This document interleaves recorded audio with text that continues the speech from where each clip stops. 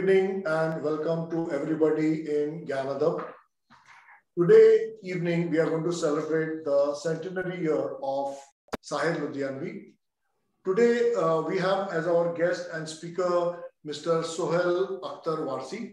Introducing him will be Nasima Merchant. Nasima ji, आप सोहेल अख्तर का जरा इंट्रोडक्शन कीजिए. आदाब. लीजिए फिर आप लोगों के सामने गुलदस्ते उर्दू की जानिब से एक और प्रोग्राम के साथ हाजिर हैं.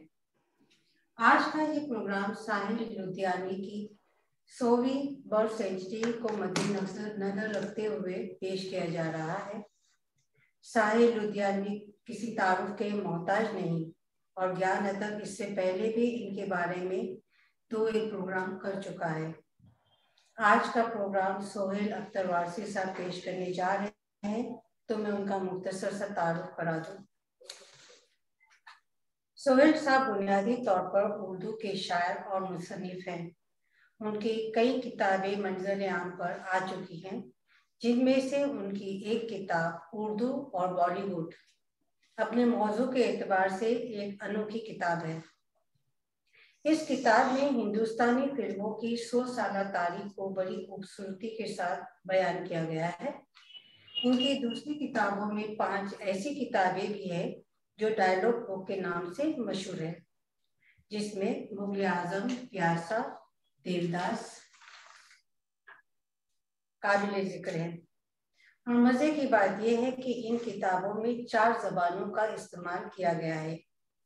ये किताबें BBC लंदन चैनल 4 से मुन्नी कबीर के कोलैबोरेशन के साथ बनी बनाई है. इसके अलावा वो स्टेज के थीमेटिक शो डिजाइन करते हैं, जिसमें सूफी, गजल और फिल्मी गीतों के शो शामिल हैं. इसकी खास बात यह है कि इन शोज को एक मखसूस थीम के जरिए पेश किया जाता है. इसके अलावा फिल्मन के नाम से मजदर खैराबादी, जो कि एक बेहतरीन शायर गुजरे हैं, उनकी किताबों को 10 साल के अरसे में इकट्ठा करके उस पर रिसर्च किया है, जो 2000 पेजेस पर मुश्तमिल है. इनके कुछ स्टेज शो जो काबिल जिक्र है वो है रंगरेजा, कुन फयकुन, जो सूफी थीमेटिक पर बनाए गए हैं, अमीर खुसरो पर उनका प्ले जिसमें शहबाज खान ने अमीर खुसरो का किरदार निभाया था. उन्होंने जावेद अख्तर के साथ मिलकर भी बहुत सारे प्रोजेक्ट किए हैं. सोहेल साहब ने साहिर की फन व शख्सियत पर एक प्ले किया जो कि परछाई के नाम से है, जिसमें मरहूम टॉम ऑल्टर ने पोर्ट्रेट किया साहिर लुधियानवी के तौर पर, जिसके बारे में आज सोहेल साहब खुद हमसे बात करेंगे. तो जी सोहेल साहब, अब माइक आपके हाथ में है. शुक्रिया. आदाब सामीन इकराम और फारूक साहब, नसीमा जी, ज्ञान अदब का मैं बहुत बहुत शुक्रगुजार हूँ कि उन्होंने ये मौका मुझे इनायत फरमाया कि आज मैं साहिर लुधियानवी के फन शख्सियत पर जो प्ले हमने लिखा है, और जैसा कि नसीमा जी ने बताया आपको कि टॉम ऑल्टर साहब ने इसे साहिर के रोल को पोर्ट्रे किया था, इसे हमने किताबी शक्ल में बना दिया है. इसकी ऑडियो बुक जो है विंटर्स में, इस साल के विंटर्स में रिलीज होगी. और इसकी ख़ास बात जो है, जो मैं इस किताब की, इस प्ले की रीडिंग से पहले अर्ज करना चाहता हूँ, वो ये है कि इस प्ले में साहिर लुधियानवी के फ़न और शख्सियत के इजहार के लिए हमने उनकी शायरी को, ये समझिए कि इस प्ले का 60% हिस्सा, 60% हिस्सा प्रोज पर मुश्तमिल है, नसर में है, डायलॉग में है, और 40% हिस्सा इसका साहिर की इजी टू अंडरस्टैंड शायरी जो है, बेमिसाल शायरी है, उसे हमने डायलॉग का रूप दे दिया, यानी कि शायरी की शायरी है, डायलॉग का डायलॉग है. और इजाज़त हो तो अब मैं इस प्ले को आपके सामने बहसीत एक उर्दू के एक ऐसे फन पारे की हैसियत से रीड करना चाहता हूँ जो आपने अब तक के स्टेज पर देखा था. अब आप इसे सुनिए और उम्मीद है आपको पसंद आएगा. परछाइयां. स्टेज का पर्दा उठ रहा है. साउंड ट्रैक पर साहिर के मशहूर गीत की आवाज गूंज रही है. मैं पल दो पल का शायर हूं, पल दो पल मेरी कहानी है, पल दो पल मेरी हस्ती है, पल दो पल मेरी जवानी। गूंजते हुए गीत पर शेरवानी पहने हुए साहिर, हाथ में कुछ किताबें लिए, सामईन के ऑडियंस की पिछली नशिस्तों के दरमियान से, पिछली सीट्स के दरमियान से, सेंट्रल आयल से होता हुआ धीरे धीरे चलता हुआ स्टेज की तरफ बढ़ रहा है। रोशनी के एक मुतहर्रिक हाले ने, एक मूविंग लाइट स्पॉट ने उसकी शख्सियत का इहाता कर रखा है। नपे तुले कदम रखता हुआ वो स्टेज के जीनों तक पहुंच कर एक तायराना निगाह, कुचटती सी नजर ऑडियंस पर डालकर मुस्कुराता है। यूं महसूस होता है गोया सारी दुनिया और उसकी सारी जिंदगी उसकी निगाहों के सामने से गुजर रही है और वो उसे देखकर मुस्कुरा रहा हो। गीत के बोल गूंज रहे हैं, कल और आएंगे नगमों की खिलती कलियां चुनने वाले, मुझसे बेहतर कहने वाले, तुमसे बेहतर सुनने वाले, क्यों कोई मुझको याद करे, हाँ कोई मुझको याद करे, मसरूफ जमाना मेरे लिए क्यों वक्त अपना बर्बाद करे, मैं पल दो पल का शायर। गीत की गहरी मानवियत पर मुस्कुराता हुआ साहिर जीने तय करता हुआ सीढ़ियां चढ़ करके स्टेज पर पहला कदम रखकर ठहर जाता है। मूविंग स्पॉट का वो रोशन हाला गायब हो जाता है और स्टेज की चंपई रोशनी में साहिर एक जरा सा ऑडियंस की तरफ, सामईन की तरफ खम होकर कहता है, नाम अब्दुल हई, तखल्लुस साहिर। साउंड ट्रैक पर एक फिल्मी रोमानवी लाइटर की म्यूजिक की बढ़ती हुई लय पर मुस्कुराता हुआ साहिर कुछ जरा लंबे लंबे कदम रखता हुआ स्टेज के दूसरे कोने की तरफ चलता है, जहां उसकी 3 डायमेंशनल लाइब्रेरी का सेटअप बना हुआ है। साहिर किताबें बगल में दबाए लाइब्रेरी में रखी टेबल पर किताबें रखकर कुर्सी पर बैठ जाता है। उसके पीछे पीछे छत में लगी हुई मुख्तलिफ रंगों की एलईडीज अपने रंग तब्दील करती हुई साहिर की ताक़ुब में उसके पीछे पीछे लाइब्रेरी पर आकर ठहर जाती है। उस वक्त सिर्फ लाइब्रेरी का हिस्सा बनफशई रोशनी में, एक पर्पल रोशनी के हाले में, एक स्पॉट में घिरा हुआ है और स्टेज का बाकी दूसरा हिस्सा अंधेरे में नहाया हुआ है। अंधेरे और रोशनी की इस खेल की वजह से लोगों की तवज्जो सिर्फ लाइब्रेरी और उसमें बैठे हुए साहिर पर लगी हुई होती है। सोच में डूबा हुआ साहिर शायद अपने माजी की यादों में खोया हुआ है, अपने माजी की हसीन और रंगीन यादों से जैसे उभर कर या शायद डूब कर वो कहता है, मैं 1921 में पंजाब के शहर लुधियाना के एक जमींदार घराने में पैदा हुआ। जमींदाराना मिजाज पाया, अंग्रेजों के जुल्म सितम अपनी आंखों से देखे, आजादी की जद्दोजहद में लगा रहा, बंटवारे की हौलनाकी का शिकार भी हुआ। इन तमाम हालात ने मेरी शायरी में इंसानी दर्दमंदी का एहसास पैदा कर दिया, जिंदगी के हर मरहले को अपनी शायरी का मौजू बनाया। कितनी ही यादें हैं, कितनी ही बातें हैं, कितनी ही हकीकतों के अफसाने बने हैं, और शायद कुछ अफसाने हैं जो हकीकत में ढल गए हैं और जिनकी परछाइयां आज भी मेरे इर्द गिर्द घूमती रहती हैं, लेकिन एक पुरअसरार सी धुंध में लिपटी हुई। मुख्तलिफ रंगों की एलईडीज के इम्तिजाज से, उनके मिले जुले अंदाज से स्टेज पर जैसे परछाइयां चलती फिरती दिखाई देने लगती है। स्टेज के विंग में रखी हुई स्मोक मशीन से निकलने वाला धुआं स्टेज पर एक मावराई किस्म का अजीब सा माहौल पैदा कर देता है। इस धुंधली धुंधली फजा में लिपटा हुआ साहिर का वजूद जैसे माजी, हाल और मुस्तकबिल को, उसके प्रेजेंट, पास्ट और फ्यूचर को एक साथ देखकर कह रहा है, संसार की हर शय का बस इतना फसाना है, एक धुंध से आना है, एक धुंध में जाना है। साउंड ट्रैक पर इस गीत की धुन बज रही है और साहिर कह रहा है, जो गुजर चुका वो लम्हा कहाँ गया, जो आने वाला है वो लम्हा कैसा होगा। आइंदा और गुज़िश्ता के दरमियान जो लम्हे मौजूद है वही जिंदगी की सबसे बड़ी सच्चाई है। यही लम्हा, यही पल है जिसमें सारे लम्हे, सारे ज़माने, सारी कायनात छुपी हुई है।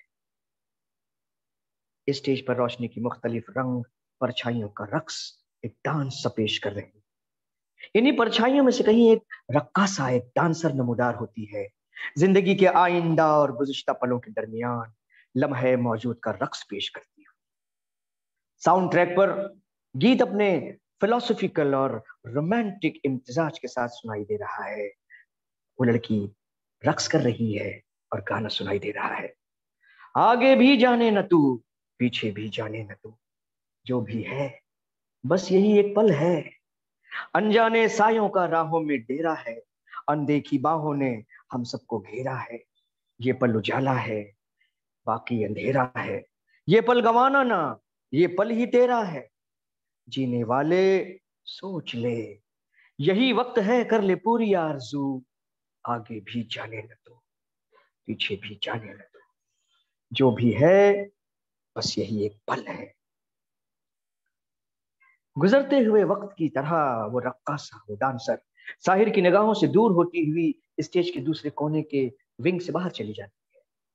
उसके चले जाने के बाद भी जैसे साहिर की नजरें उसी की तरफ लगी हुई है। एक तरह की शायराना बेखुदी में डूबा हुआ साहिर खुद कलामी की कैफियत में, जैसे वो अपने आप से बात कर रहा हो, बड़बड़ा रहा हो। वो कह रहा है, मैं इसी एक पल का शायर हूं, मैं पल दो पल का शायर हूं। पल दो पल मेरी कहानी है, पल दो पल मेरी हस्ती है, पल दो पल मेरी जवानी है। उसके तसव्वुर की निगाहों के सामने जैसे मंजर बदलने लगता है। वो अपने माजी की सबसे पहली याददाश्त की तरफ लौट रहा है, जहां से उसकी जिंदगी का सफर शुरू हुआ था। वो कह रहा है, मेरी जिंदगी का हर पल जिस धरती से पैदा हुआ है वो धरती है पंजाब की। पंजाब, मेरा सुनहरा पंजाब, चंदे महताब और चंदे आफताब पंजाब। इसके लहलहाते हुए खेत खलियान, इसकी हवाओं की खुशबुओं से मेरा वजूद महक रहा है। भोली शक्लों वाली हीरों और चौड़ी छातियों वाले सजीले नौजवानों का देश पंजाब। साउंड ट्रैक पर भांगड़ा गीत की धुन बजने लगी आवाज पर स्टेज के दोनों तरफ के विंग से नौजवान लड़के और लड़कियों के ग्रुप्स निकलकर स्टेज के बीच में आने लगते हैं। मुटियारे ने घड़े उठाए, लुंगी और कुर्तियां पहने हुए गीत की धुन पर रक्स करती हैं। लड़कों का ग्रुप पंजाबी तर्ज पर लुंगियां, कुर्ते और ऊंचे शिमले की पगड़ियां बांधे भांगड़ा डाल रहे हैं। गीत के बोल गूंज रहे हैं, ये देश है वीर जवानों का, अलबेलों का, मस्तानों का। इस देश का यारो क्या कहना, ये देश है दुनिया का कहना। बड़े बड़े ढोलों की गमकती हुई तालों पर ये ग्रुप रक्स करता हुआ मौसीकी की धीमी होती हुई लय पर दोनों तरफ के विंग से बाहर चला जाता है। माजी के धुंधलकों में जैसे खोते हुए साहिर इन नौजवान पंजाब के वीरों और हीरों को जैसे गुम होता हुआ देख रहा है और कहता है, अगर ये ना होते तो मेरे जालिम जागीरदार बाप के वो सितम जो उसने मेरी मजबूर मगर खुददार मां पर ढाए हैं, मुझे जीने नहीं देते। एक मजबूर औरत पर जुल्म सितम की वो तलखी आज भी मेरे साथ है, लेकिन मेरे पंजाब ने मुझे मरने नहीं दिया। पलटकर उन विंग्स की तरफ देखता है जहां अभी अभी भांगड़ा डालने वाले नौजवान गए थे। फिर अचानक जैसे उसकी निगाहों के सामने एक दूसरा मंजर उभरने लगता है और वो उसे देखते हुए कहता है, इस तलखी के बावजूद नजर में उन दिनों मंजर बहुत सजीला था। जमीन सुनहरी थी और आसमान नीला था। लुधियाना कॉलेज मेरी आरजुओं का मरकज था, और क्यों ना होता, उस कॉलेज में मेरे साथ वो भी तो पढ़ती थी जिसे देखकर जैसे हर मंजर में जान सी पड़ जाती थी। एक नौजवान लड़का जो दर हकीकत साहिर का नौजवान माजी है, उसका फ्लैशबैक है। विंग से निकलकर वो स्टेज पर आ जाता है। उसके पीछे एक छतनार दरख्त का कटआउट बना हुआ है जिसके नीचे एक बड़ा सा पत्थर पड़ा हुआ है।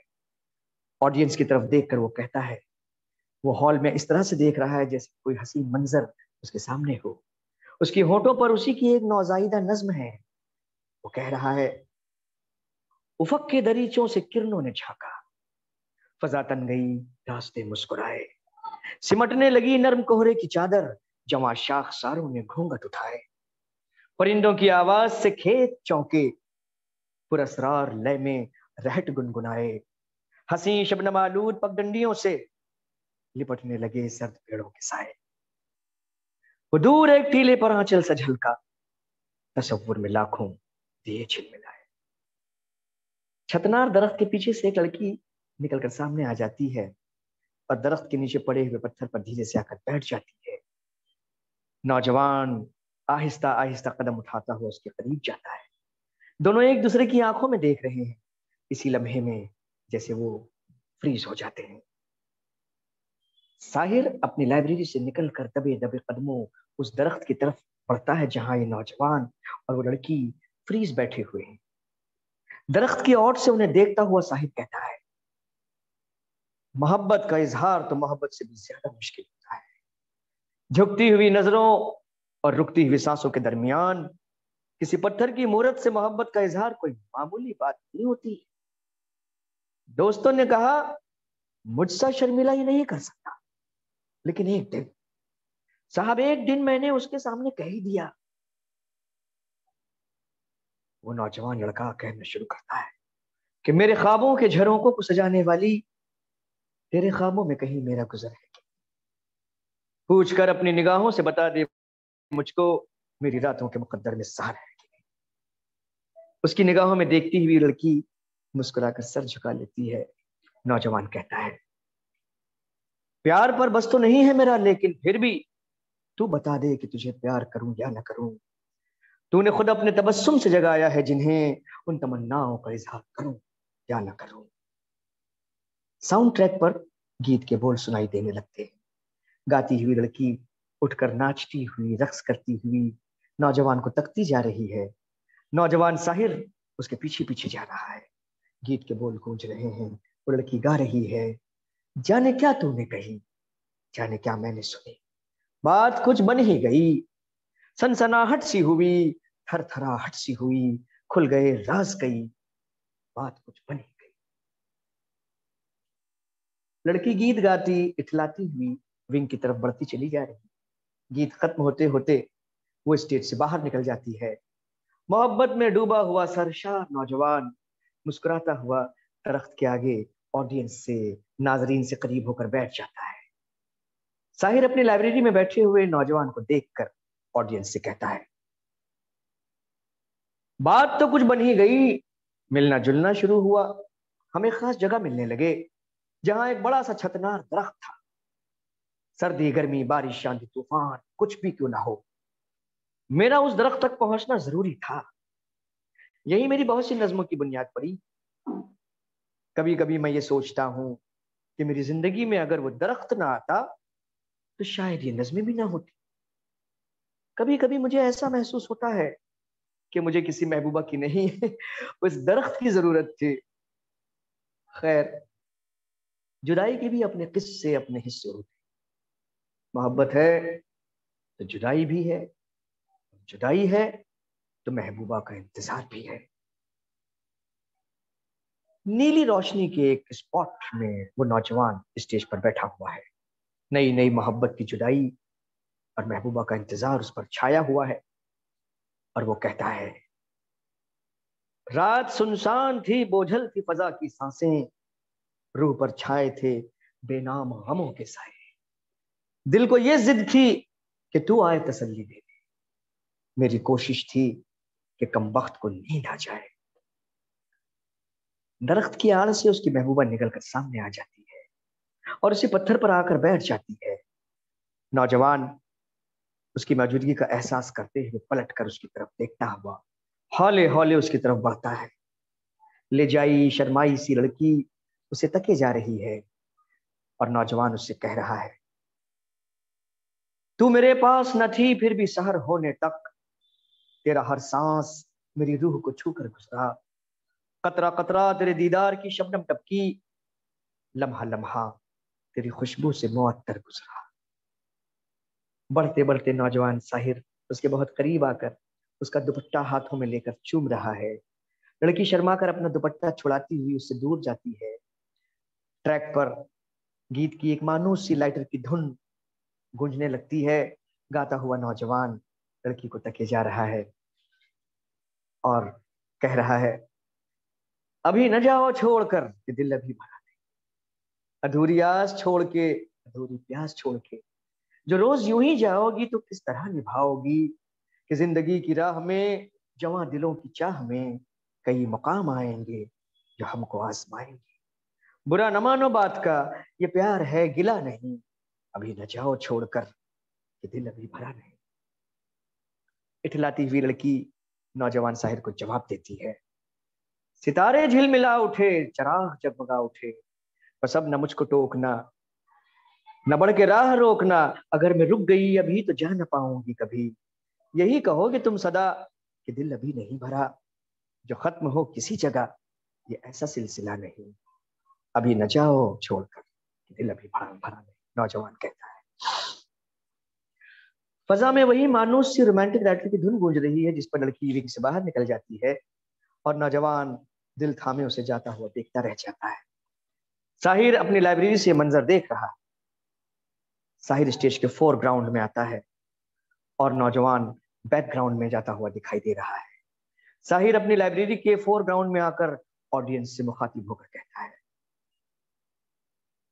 इस पुरअमन जिंदगी में तूफान उस वक्त आया जब कुछ दोस्तों ने प्रिंसिपल साहब से हमारी मोहब्बतों की शिकायत कर दी। दोनों कॉलेज से निकाल दिए गए। कॉलेज से निकाले जाने के बाद एक शाम मैंने ऐलान किया कि मैं अगली सुबह उससे मिलने उसके गांव जाऊंगा। वो जगह लुधियाने से कुछ 5 मील दूर थी, मगर उसका बाप एक नहायत ही खूंखार किस्म का जमींदार था। सारी शाम मेरे दोस्त मुझे इस खतरनाक इरादे से बाज रखने की कोशिशें करते रहे। 12 बजे रात के करीब मैंने कहा, चलो ठीक है, मैं नहीं जाऊंगा। मगर उन्हें मेरी इस बात पर यकीन न आया। चुनांचा एक दोस्त तो मेरी निगरानी के लिए छोड़कर वो चले गए। उनके जाने के बाद मैंने अपने दोस्त को लेक्चर देना शुरू किया, जिसमें इश्क मोहब्बत की मजाकारियों का जिक्र था। इश्क करने वालों का तारीख में क्या मकाम है, Heer Ranjha, Sohni Mahiwal, Romeo Juliet, etcetera etcetera. नतीजा ये हुआ कि मैं तो नहीं गया, लेकिन मेरा वो दोस्त सुबह पहली ट्रेन से मेरा पैगाम मोहब्बत लेकर उसके गांव जा पहुंचा। सुबह सुबह दरवाजा खटखटाने पर महबूबा दिल नवाज ने ही दरवाजा खोला और उसे देखते ही बोली, शुक्र कर मेरा पियो घर पर नहीं है, मेरा बाप घर पे नहीं है। अगर वो आ गया तो हमारे 4-5 टुकड़े करके इसी सहन में दफन कर देगा और तुम्हारे अगले पिछलों को खबर नहीं हो। ये सुनकर वो गरीब तो सर पर पैर रखकर भाग खड़ा हुआ। खैर, हमारी मोहब्बतों की किस्मत में तो कुछ और ही लिखा था।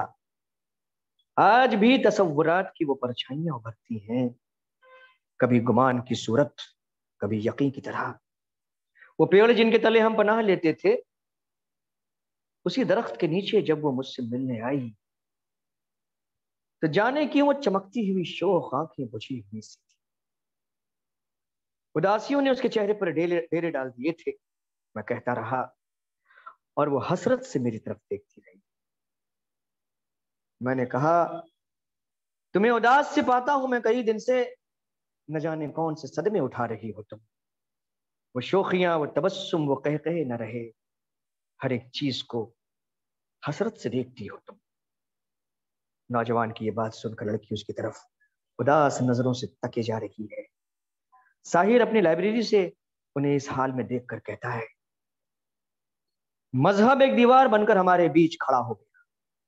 जमाने ने वो किया जो वो हमेशा से करता आया है। इन दीवारों ने उसे मजबूर कर दिया था और मैंने उससे कह दिया। ये नौजवान उस लड़की से कहता है, एक सरकश से मोहब्बत की तमन्ना रखकर खुद को आईन के फंदों में फंसाती क्यों हो? तुम में हिम्मत है तो दुनिया से बगावत कर दो, वरना माँ बाप जहां कहते हैं शादी कर लो। लड़की फूट कर रो पड़ती है। नौजवान और लड़की फ्रीज होकर रह जाते हैं। साहिर उन्हें देखता हुआ ऑडियंस से मुखातिब होकर कहता है, लेकिन वो ऐसा कर ना सकी। मेरे आंसू उसकी आंखों से बह रहे थे। इस गम में बहुत से गम शामिल थे। ये उन सजीले नौजवानों का भी गम था जिन्हें जबरन फौज में भर्ती किया जा रहा था। हम उस धरती पर खड़े थे जो मन के साथ साथ तन का भी खून मांग रही थी और तन का गम मन पर भारी था। मैं ये भी तो देख रहा था कि बस्ती के सजीले शोख जवां बन बन के सिपाही जाते। नौजवान कहता है, जिस राह से कम ही लौट सके उस राह पे राही जाने लगे। साहिर कहता है, इन जाने वाले दस्तों में गैरत भी गई, बरनाई भी। नौजवान कहता है, माओ के जवां बेटे भी गए, बहनों के चहीते भाई भी। साहिर कहता है, बस्ती पे उदासी छाने लगी, मेलों की बहारें खत्म हुई। नौजवान कहता है, आमों की लचकती शाखों से झूलों की कतारें खत्म हुई। साहिर कहता है, धूल उड़ने लगी बाजारों में, भूख उगने लगी खलियानों में, हर चीज दुकानों से उठकर रूपोश हुई तहखानों में। नौजवान कहता है, महंगाई बदहाल घरों की बदहाली, बढ़ते बढ़ते जंजाल बनी। महंगाई बढ़कर काल बनी, सारी बस्ती कंगाल बनी। साहिर कहता है, चरवाहियां रास्ता भूल गईं, पनहारियां पनघट छोड़ गईं।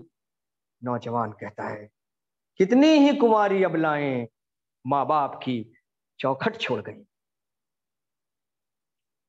वक्त और हालात से रूठा हुआ नौजवान गम और गुस्से के मिले जुले हुए जज्बात लिए स्टेज के दाहिने गोशी में खड़े हो जाता है। साहिर उसकी दिली कैफियत को पूरी तरह से समझ रहा है। आखिर को वो उसी के तो जज्बात है। नौजवान कहता है, ये जंग और ये मेरे वतन की शोख जवां, खरीदी जाती हैं उठती जवानियां जिनकी। ये बात बात पे कानून और ज़ाब्ते की गिरफ्त, ये जिल्लतें, ये गुलामी, ये दौर मजबूरी। लड़की की तरफ मुड़ करके कहता है, ये गम बहुत है मेरी जिंदगी मिटाने को, उदास रह के मेरे दिल को और रंज न दो। एक पल को ठहर कर लड़की उसे देखती है और रोती हुई चली जाती है। नौजवान और साहिर एक दूसरे को गमज़दा नजरों से देख रहे हैं। नौजवान जैसे कि गम के बोझ तले दबा हुआ स्टेज के बैकग्राउंड में सरकता चला जाता है और साहिर तेज रोशनी के स्पॉट में स्टेज के फोरग्राउंड में आकर के कहता है, उदासियां उस पर छा गईं, उसे मुझसे मिलने से रोक दिया गया, चाहकर भी वो कुछ ना कर सकी। हमारे समाज ने औरतों को, बच्चियों को यही कुछ तो दिया है। इस रोग से पीछा छुड़ाने का एक ही तो रास्ता था कि तारुफ रोग हो जाए तो उसको भूलना बेहतर, ताल्लुक बोझ बन जाए तो उसको तोड़ना अच्छा, वो अफसाना जिसे अंजाम तक लाना ना हो मुमकिन, उसे एक खूबसूरत मोड़ देकर छोड़ना अच्छा। नौजवान और उसकी माशूका गीत की इस क्रॉस लाइन पर अचानक एक दूसरे से दूर होते चले जाते हैं।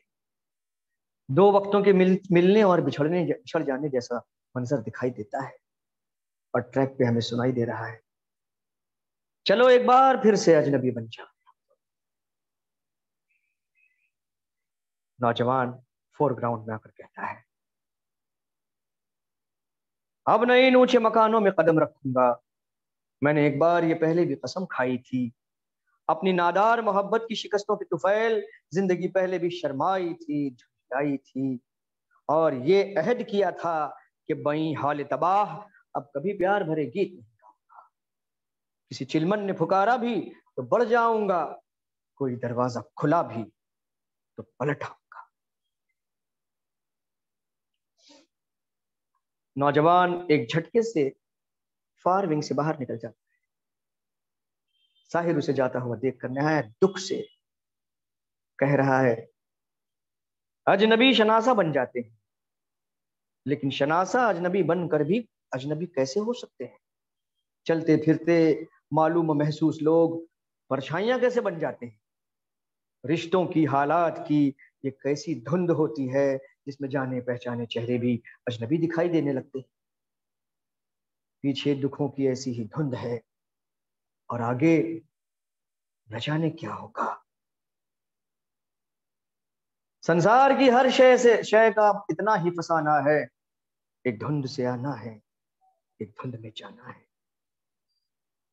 स्मोक मशीन से निकलने वाले धुएं के मरगोले स्टेज पर धुंध का मंजर पेश कर रहे हैं। स्टेज के फार विंग से निकलकर एक लड़की जैसे धुंध में लिपटी हुई किसी परछाई की तरह रक्स करती हुई, घूमती हुई दूसरी तरफ के फार विंग से बाहर निकल जाती है। साहिर उसे देख रहा है जैसे कि जिंदगी से वो मायूस हो चुका है। वो कहता है, मैं कि मायूसी मेरी फितरत में दाखिल हो चुकी, जब्र भी खुद पर करूं तो गुनगुना सकता नहीं। रूह अफजा हैं जुनूने इश्क के नगमे, मगर अब मैं इन गाए हुए गीतों को गा सकता नहीं। जिंदगी एक बेसमत सफर होकर रह गई, इसका अंजाम क्या है, इसका इलाज क्या है? साउंड ट्रैक पर कव्वाली के ठाट और ठेकों की इंट्रो म्यूजिक सुनाई देने लगती है और फार विंग से निकलकर एक लड़की कथक करती हुई सेंटर स्टेज में आ जाती है। साहिर उसे तके जा रहा है। इंट्रो म्यूजिक खत्म होते ही लड़की एक पोज में फ्रीज हो जाती है। साहिर गम में डूबी हुई आवाज में कह रहा है, मेरे नामुराद जुनून का अगर इलाज कोई तो मौत है, जो दवा के नाम पे जहर दे उसी चारागर की तलाश है। म्यूजिक की धुन पर यही शेर गूंजता है और रक्कासा कथक के हाव भाव पर साहिर के जज्बात को पोर्ट्रे कर रही है।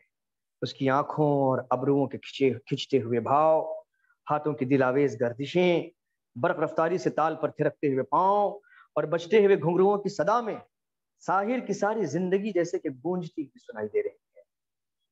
और साहिर उसे मबहूत जैसे डूबा हुआ तक रहा है।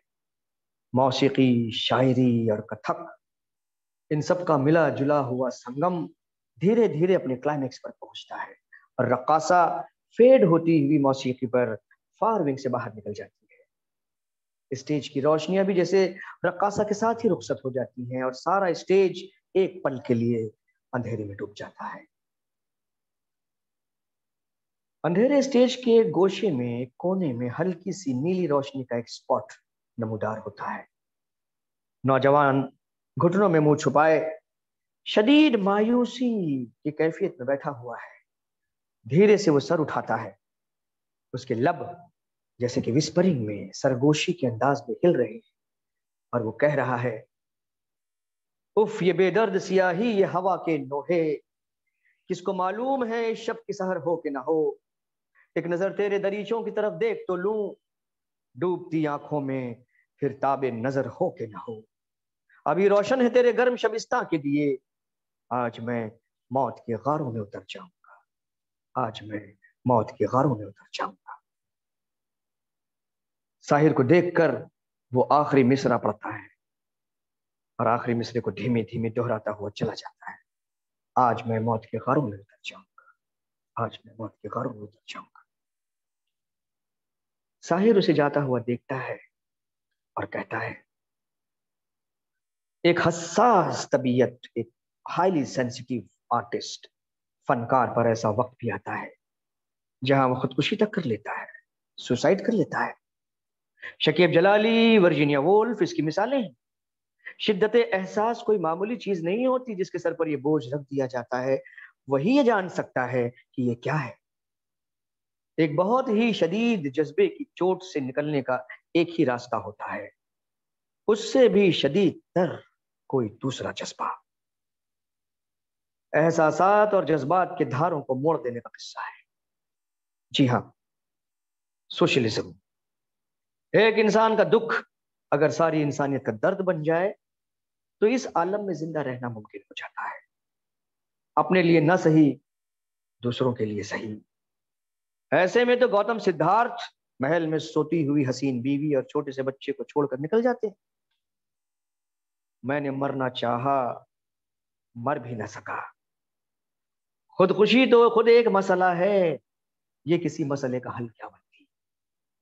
यहां तो ये हाल है कि जुल्म परवरदा कवानीन के ऐवानों से बेड़ियां तकती हैं, जंजीर सदा देती है। लेकिन ऐ अजमत इंसान के सुनहरे ख्वाबों, मैं किसी ताज की अजमत का परिस्तार नहीं। मेरे अफकार का उन्वान इरादत तुम हो, मैं तुम्हारा हूं, लुटेरों का तरफदार नहीं। वो ताज, चाहे ताज बरतानिया हो, ब्रिटिश एम्पायर, या चाहे ताजमहल, मेरे लिए दोनों ही गुलामी की यादगारें हैं।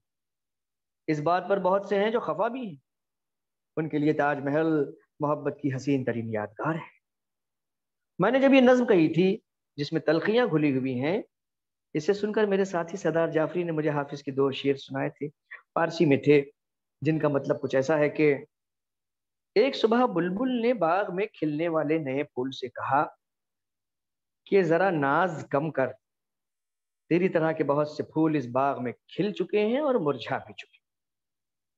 फूल ने हंसकर जवाब दिया कि सच्ची बात से मुझे तकलीफ तो नहीं हुई, लेकिन आज तक किसी आशिक ने अपने माशूक से ऐसी सख्त बात नहीं कही है। लेकिन क्या कीजिए कि मैंने ऐसी सख्त बात कही है, लेकिन एक शायराना सलीके और तरीके से कहने की कोशिश की है। यही बात नज्म ताजमहल में है। ताज तेरे लिए एक मजहरे उल्फत ही सही, तुझको इस वादी रंगी से अकीदत ही सही, मेरी महबूब कहीं और मिला कर मुझसे। अनगिनत लोगों ने दुनिया में मोहब्बत की है, कौन कहता है कि सादिक न थे जज्बे उनके, लेकिन उनके लिए तशहीर का सामान नहीं, क्योंकि वो लोग भी अपनी ही तरह मुफलिस थे। इस नज्म का सारा निचोड़ इसका आखिरी बंद है। ये चमनजार, ये जमुना का किनारा, ये महल, ये मुनक्कश दरो दीवार, ये मेहराब, ये ताक, एक शहंशाह ने दौलत का सहारा लेकर हम गरीबों की मोहब्बत का उड़ाया है मजाक। मेरी महबूब कहीं और मिला कर मुझसे। मेरी शायरी के ताल्लुक से एक बात और कहता चल कि कुछ लोगों का ख्याल है कि मैं टीन एज, ये नौ उम्र लड़के लड़कियों का शायर हूं। जिस किसी ने भी ये बात कही है, उसने मेरी शायरी की बिल्कुल सही कदर और कीमत बयान की है। क्योंकि नए नए नौ उम्र लड़के लड़कियों के लिए एडोलेसेंट एज में, टीनेजर्स के लिए शायरी करना कोई आसान काम नहीं है। उनके दिलों में तरोताज़ा उमंगें होती हैं, आरज़ूएं होती हैं, जिंदगी के खूबसूरत ख्वाब होते हैं, और कुछ कर गुजरने का हौसला होता है। ये तो मेरे लिए कॉम्प्लीमेंट है। और ना भी हो तो नागवार बातों के लिए एक बड़ा अच्छा फॉर्मूला मेरे पास है कि ऐसी बातों को धुएं में उड़ा दो। साउंड ट्रैक पर लाइटर म्यूजिक सुनाई देती है, और गीत के बोलों पर वो नौजवान सिगरेट का कश लगाता हुआ पुरजोश जज्बात के साथ दाखिल होता है। गीत सुनाई दे रहा है, मैं जिंदगी का साथ निभाता चला गया, हर फिक्र को धुएं में उड़ाता चला गया। बर्बादियों का सोग मनाना फजूल था, बर्बादियों का जश्न मनाता चला।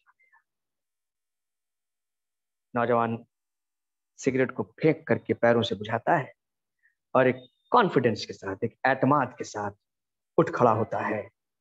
पुरजोश आवाज में कहता है, आओ कि कोई ख्वाब बुने कल के वास्ते, वरना ये रात आज के संगीन दौर की डस लेगी जानो दिल को कुछ ऐसे कि जानो दिल ताउम्र फिर न कोई हंसी ख्वाब बन सकी।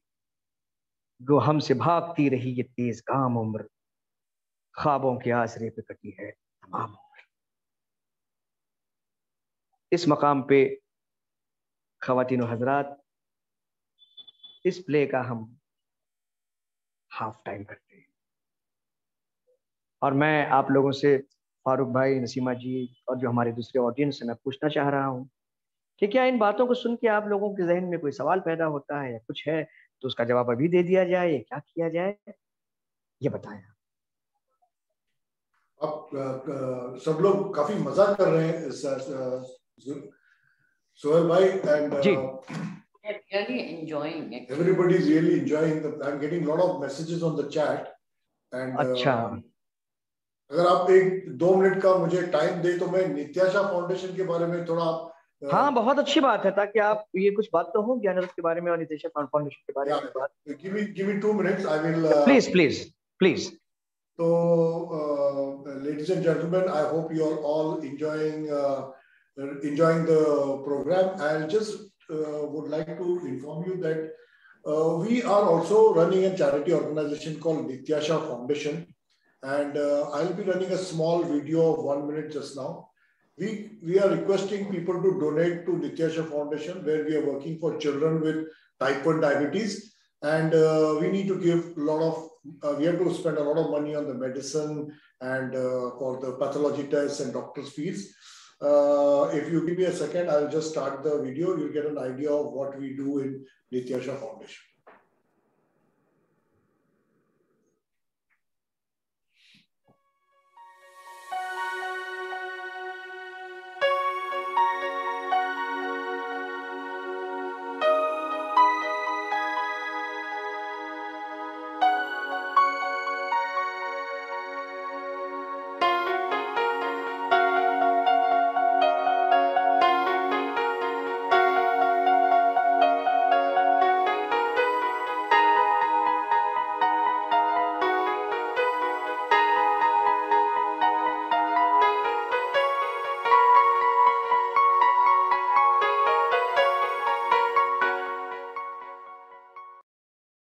You will see the Google Pay code on the screen just now.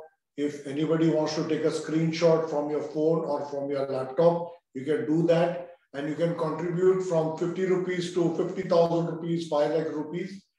We are presently taking care of 140 children. The 1 year's expense for the Nityasha child is 40,000 rupees. And the monthly cost is around 3,000 plus rupees. And the daily cost of a child is about 100 rupees. These children, their pancreas do not produce any insulin.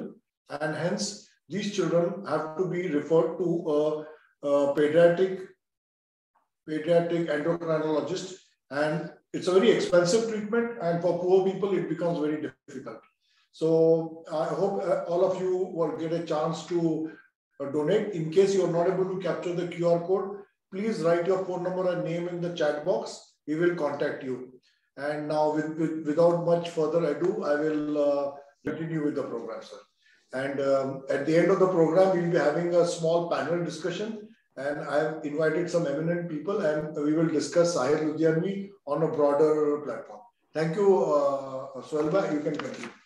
Thank you very much, Farooq भाई. और मैं एक बार फिर अपनी तरफ से भी हमारे तमाम ऑडियंस से दरख्वास्त करूंगा कि ज्ञान अदब वाले, नित्याशा फाउंडेशन वाले, फारूक मर्चेंट साहब, नसीमा जी इस कदर एक नोबल कॉज कर रहे हैं. आप लोग दिल खोल करके डोनेशन दें इन्हें, ताकि बच्चों की देखभाल जो है वो अच्छे से की जा सके. परछाइयाँ के इस दूसरे एक्ट में मैं आपसे मुखातिब हूँ, जहाँ साहिर, ओल्ड साहिर आगे आता है स्टेज पर और कहता है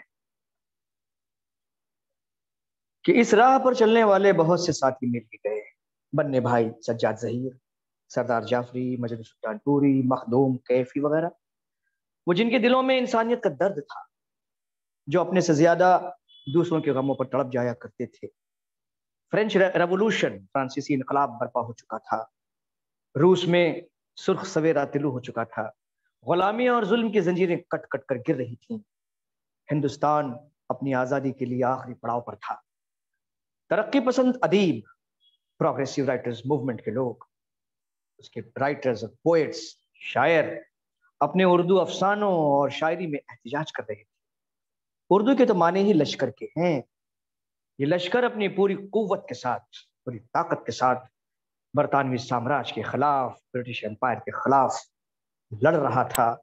दबी कुचली हुई मखलूक से कह रहा था कि कोई तेरी तरफ नहीं निगरां, ये गरांबार सर्द जंजीरें जंग खुर्दा हैं, आहानी ही सही आज मौका है टूट सकती हैं. फुर्सते यक नफस गनीमत जान, सर उठाए दबी हुई मखलूक.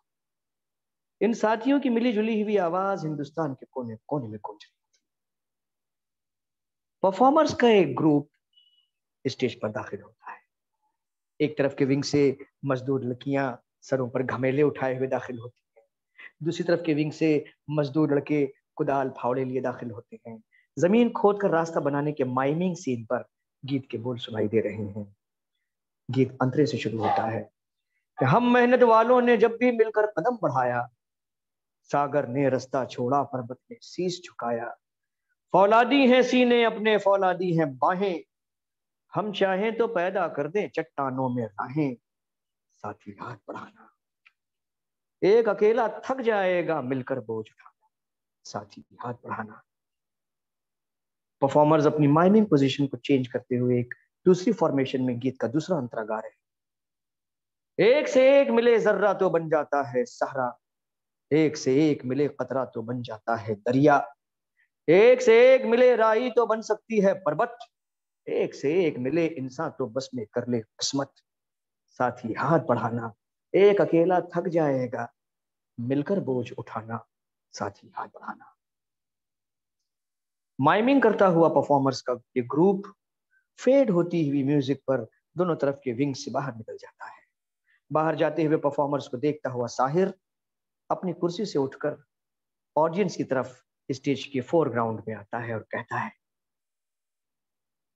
कॉलेज से निकाले जाने के बाद अरे भाई जुर्म वही था, यानी मोहब्बत क्यों की. खैर लुधियाना छोड़कर लाहौर चले आए. उर्दू मैगजीनों की एडिटरी शुरू की. आजादी की तहरीक, उसकी मूवमेंट अपने जोरों पर थी कि बंगाल में भयानक कहत पड़ा। ब्रिटिश राज ने अपने खजाने भरने के लिए बंगालियों को भूखा मरने के लिए छोड़ दिया। ब्रिटिश प्राइम मिनिस्टर चर्चिल ने तो ये तक कह दिया कि अगर लोग वहां भूखे मर रहे हैं तो गांधी अब तक क्यों जिंदा है। इस मूवमेंट के हर कलमकार ने उसके खिलाफ लिखा। मैंने कहा ये शाहराहें इसी वास्ते बनी थी क्या कि इन पे देश की जनता सिसक सिसक के मरे। जमीन ने क्या इसी कारण अनाज उगला था कि नस्ल आदम व हव्वा बिलक बिलक के मरे। मिलें क्या इसलिए रेशम के ढेर बुनती हैं कि दुख्तराने वतन तार तार को तरसे। चमन को इसलिए माली ने खो से सींचा था कि उसकी अपनी निगाहें बहार को तरसे। ये कहते हुए वो लौट कर अपनी कुर्सी पर जाकर बैठ जाता है। एक पल रुक कर वो आसमान की तरफ देख कर कहता है, आसमां पे है खुदा और जमीन पे हम। आजकल वो इस तरफ देखता है कम। आजकल किसी को वो टोकता नहीं, चाहे कुछ भी कीजिए रोकता नहीं। हो रही है लूट मार, फट रहे हैं बम। आसमां पे है खुदा और जमीन पे हम। लेकिन ये खुदा का नहीं, मदाम का किया धरा था। मदाम का, मदाम जिनकी सल्तनत में सूरज कभी डूबता नहीं था। उनकी परेशानी ये नहीं थी कि इंसान भूखे मर रहे हैं। उनकी परेशानी ये थी कि काले हिंदुस्तानियों को कंट्रोल में रखने वाले गोरे सिपाही कहीं भूखे न मरने लगे। मैंने कहा था उनसे, आप बेवजह परेशान सी क्यों हैं मदाम। लोग कहते हैं तो फिर ठीक ही कहते होंगे। मेरे अहबाब ने तहजीब न सीखी होगी, मेरे माहौल में इंसान न रहते होंगे। लेकिन वो इंसान जिन्हें इंसान नहीं समझा गया था, जिनसे जानवरों का सा सुलूक किया जाता था, वो इंसान अब जाग गया था। वो अपना हक मांग रहा था। और दबे कुचले लोग जब अपना हक मांगते हैं तो ताजे शाही खतरे में पड़ जाता है। साहिर के आखिरी लफ्ज से आवाज मिला करके नौजवान की आवाज हमें सुनाई देती है, जो एक विंग से निकल करके स्टेज पर आ गया है और साहिर की तरफ देखकर कह रहा है, जश्न बपा है कुटियाओं में ऊंचे ऐवां कांप रहे, मजदूरों के बिगड़े तेवर देख के सुल्तान कांप रहे। साहिर कहता है, जागे हैं इफलास के मारे, उठे हैं बेबस दुखियारे। नौजवान कहता है, सीनों में तूफान कतला तुम, आंखों में बिजली के शरारे। नौजवान कहता है, शोर मचा है बाजारों में, टूट गए दर जिंदानों के, वापस मांग रही है दुनिया गसब शुदा हक इंसानों के। माजी और हाल के झुटपटे में इस मिली जुली कैफियत में जैसे साहिर आगे बढ़कर नौजवान के कंधों पर हाथ रख देता है और उसे उम्मीद भरी नजरों से देखते हुए तसल्ली भरे अल्फाज कहता है, रात भर का है मेहमान अंधेरा, किसके रोके रुका है सवेरा। साउंड ट्रैक पर हमें इस गीत की आवाज सुनाई देती है, रात भर का है मेहमान अंधेरा, किसके रोके रुका है सवेरा।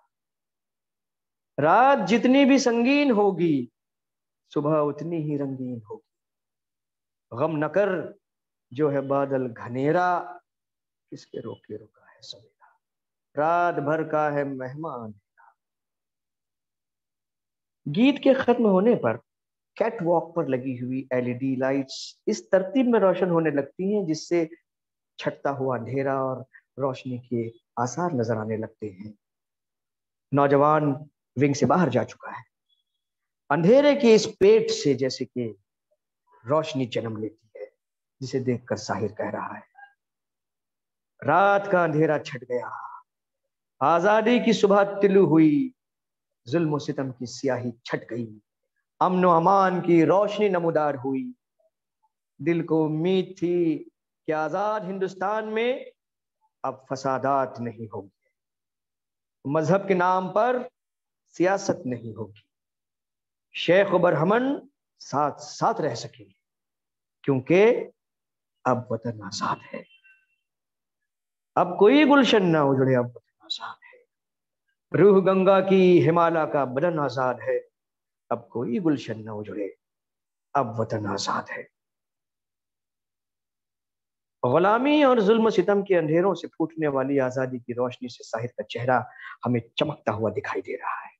उसके होठों पर मुस्कुराहट है, लेकिन अचानक फिर वो ऑडियंस की तरफ रुख बदलता है। उसके होठों से मुस्कुराहट गायब हो जाती है और वो कहता है, आजादी की सुबह अभी तुलू हुई थी कि देखने वाली निगाहों ने देख लिया कि ये वो आजादी नहीं है जिसकी आरज़ू लेकर चले थे। रोशनी के नाम पर ये कोई मुफाहिमत है, ये कोई कॉम्प्रोमाइज है। वो कहता है, आओ कि आज गौर करें इस सवाल पर। देखे थे हमने जो वो हंसी ख्वाब क्या हुए। जमहूरियत नवाज, बशर दोस्त, अमन खाह, खुद को जो खुद दिए थे वो अलकाब क्या हुए। मुजरिम हूं मैं अगर तो गुनहगार तुम भी हो, ए रहबरान कौम खताकार तुम भी हो। एक लम्हे के लिए वो रुकता है।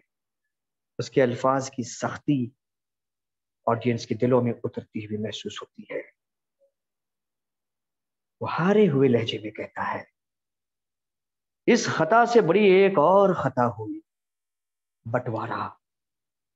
मजहब की दीवार ने एक बार दो दिलों को नहीं मिलने दिया था, और आज दो कौमों के बीच मजहब की दीवार खड़ी कर दी गई थी। हिंदुस्तान के एक अंग को काट कर पाकिस्तान कर दिया। साथियों, मैंने बरसों तुम्हारे लिए चांद तारों बहारों के सपने बुने। सॉरी साथियों, मैंने बरसों तुम्हारे लिए चांद तारों बहारों के सपने बुने। हुस्न और इश्क के गीत गाता रहा, आरज़ुओं के ऐवां सजाता रहा, जब भी आया नए गीत लाता रहा। आज लेकिन मेरे दामने चाक में गर्द राह सफर के सिवा कुछ नहीं। मैं तुम्हारा मुगन्नी हूँ, नगमा नहीं हूँ, और नगमे की तख्लीक का साजो सामा साथियों आज तुमने भस्म कर दिया है। और मैं अपना टूटा हुआ साज थामे सर्द लाशों के अंबार को तक रहा हूँ। मेरे चारों तरफ मौत की वहशतें नाचती हैं। मेरे चारों तरफ मौत की वहशतें नाचती हैं।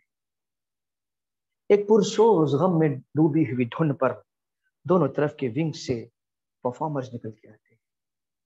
गीत के बोल सुनाई दे रहे हैं, खुदाए बरतर तेरी जमी पर जमी की खातिर ये जंग क्यों है। हर एक फतह जफर के दामन पे खून इंसान का रंग क्यों है। गरीब माओ शरीफ बहनों को अमन इज्जत की जिंदगी दे। जिन्हें अता की है तूने ताकत, उन्हें हिदायत की रोशनी दे। सरों में किब्रो गुरूर क्यों है, दिलों के शीशे की जंग क्यों है। खुदाए बरतर तेरी जमी पर जमी की खातिर जंग क्यों है। इस गीत के खत्म होते होते हमें भजन की धुन सुनाई देने लगती है। खुदाए बरतर की हमद और भजन की मेडली हिंदू मुस्लिम इत्तेहाद जज्बात की तर्जुमानी कर रहा है। परफॉर्मर्स जो अब तक कथक के हल्के हल्के भाव में खुदा की हमद का इजहार कर रहे थे, अचानक से अपनी फॉर्मेशन बदलते हुए भजन का माहौल पैदा कर देते हैं। हमें भजन के अल्फाज सुनाई दे रहे, मांगों का सिंदूर न छूटे, माँ बहनों की आस न टूटे। देह बिना दाता, देह बिना भटके न प्राण, सबको सम्मति दे भगवान। अल्लाह तेरो नाम, ईश्वर तेरो नाम, सबको सम्मति दे भगवान। हमद और भजन के मिले जुले बोलों ने मिलकर जैसे कि हिंदुस्तानी गंगा जमनी तहजीब का वो माहौल पैदा कर दिया जो हिंदुस्तानी तहजीब का निशान इम्तियाज है। परफॉर्मर्स जिस तरह दोनों तरफ के विंग से निकल कर आए थे, वैसे ही दोनों तरफ के विंग से बाहर निकल जाते हैं। साहिर और नौजवान एक दूसरे के सामने आते हैं। हमद और भजन के मिले जुले तासुरात उनके चेहरों पर साफ देखे जा सकते हैं। साहिर कहता है, शौक सियासत और शौक हुक्मरानी ने बंटवारा तो करवा दिया। हिंदुस्तान के सीने पर वो खराश डाल दी जो आज तक दुखती है। सरहद के इस पार हमें ये फिक्र उनकी अंजुमन किस हाल में होगी, और सरहद के उस पार उन्हें ये गम कि उनसे छुट के दीवानों पे क्या गुजरी। लाहौर में अपने मैगजीनों में इस गंदी सियासत पर लिखता रहा। नतीजा ये कि हुकूमत पाकिस्तान ने मेरे खिलाफ वारंट इशू कर दिया। और मैं सोचता रहा, चलो वो कुफ्र के घर से सलामत आ गए, लेकिन खुदा की मिमलकत में सोखता जानो क्या गुजरी। लाहौर को खुदा हाफिज का और हिंदुस्तान का रुख किया, जहां मेरे हिंदू, सिख और मुसलमान दोस्त थे। अजीब बात है कि गमे जहां ने कभी गमे जात का साथ नहीं छोड़ा। सोशलिज्म के साथ साथ आशिकी माशुकी भी चलती रही। बदनाम भी हुए। अरे तो क्या नाम ना हुआ। ये जरूरत थी, हवस थी या इश्क था। जो कुछ भी था वो मेरी ताकत भी था और जीने का सहारा भी। जहां हमने जमाने से छीन झपट कर अपना हक हासिल किया है, वहीं बहुत कुछ लुटा भी है हमारा। किसी की भी आत्मा की चुनरिया ऐसी कहाँ होती है जिस पर कोई दाग न लगा हो। अपनी चुनरी पर भी कुछ दाग है, ऐसे दाग कि छुपाओ तो छुपाए ना बने। म्यूजिक ट्रैक पर गीत का क्लासिकल आलाप गूंजता है। साहिर और नौजवान दोनों विंग से बाहर निकल जाते हैं। पैरों में घुंघरू बांधे एक अदा के साथ कथक डांसर विंग से निकलकर स्टेज पर आ जाती है। गीत के फिलोसफिकल बोल, क्लासिकल बंदिशों में गुंधा हुआ गीत, घुंघरुओं की झनकार और कथक के आव भाव के दरमियान ऑडियंस देखते हैं कि जिंदगी की सच्चाई क्या है। कोरी चुनरिया आत्मा मोरी मैल है माया जान, वो दुनिया मोरे बाबुल का घर, ये दुनिया ससुराल। जाके बाबुल से नजरें मिलाऊं कैसे, घर जाऊं कैसे, लागा चुनरी में दाग छुपाऊं कैसे। मौसीकी, रक्स और नगमे का मिला जुला संगम अपने उरूज पर, अपने क्लाइमेक्स पर पहुंचता है। कथक डांसर आखिरी ताल पर एक दिलकश पोज लेकर खड़ी हो जाती है और अपने लिबास को समेटते हुए विंग से बाहर चली जाती है। साहिर स्टेज पर दाखिल होता है और उसे देखते हुए कहता है, मैंने हर चंद गमे इश्क को खोना चाहा, गमे उल्फत गमे दुनिया में समोना चाहा। वही अफसाने मेरी समत रवां हैं अब तक, वही शोले मेरे सीने में नेहा हैं अब तक। वही बेसूद खलिश है मेरे सीने में हनूज, वही बेकार तमन्नाएं जमा है अब तक। इस तरह की बेकार तमन्नाएं और अफसाने सिर्फ मेरे ही सीने में नहीं, हर सीने में छुपे हुए होते हैं। खास तौर से फिल्मी मसाले के शौकीनों के दिलों में तो बहुत होते हैं। किसी महफिल में, किसी इंटरव्यू में, कभी तन्हाई में भी एक सवाल मुझसे जरूर किया जाने लगा था, आपने शादी क्यों नहीं की? मेरा जवाब होता, कुछ लड़कियां मुझ तक देर से पहुंची और मैं कुछ लड़कियों तक देर से पहुंचा। भाई कोई भी कुंवारा इस सवाल का जवाब नहीं दे सकता। अरे भाई, बदतमीजी है किसी से पूछना कि आपने शादी क्यों नहीं की। ऐसा लगता है कि लोग किसी को खुशहाल देखना नहीं चाहते। खैर, जो हुआ ठीक हुआ, लेकिन इस बात से भी इनकार नहीं किया जा सकता कि कभी कभी मेरे दिल में ख्याल आता है कि जिंदगी तेरी जुल्फों की नर्म छांवों में गुजरने पाती तो शादाब हो भी सकती थी। ये तीरगी जो मेरी जीस्त का मुकद्दर है, तेरी नजर की शुआओं में खो भी सकती थी। मगर ये हो न सका, मगर ये हो न सका, और अब ये आलम है कि तू नहीं, तेरा गम, तेरी जुस्तजू भी नहीं। गुजर रही है कुछ इस तरह जिंदगी जैसे इसे किसी के सहारे की आरजू भी नहीं। न कोई जादा, न मंजिल, न रोशनी का सुराग, भटक रही है खलाओं में जिंदगी मेरी। इन्हीं खलाओं में रह जाऊंगा कहीं खोकर, मैं जानता हूं मेरी हमनफस, मगर यूं ही कभी कभी मेरे दिल में ख्याल आता है।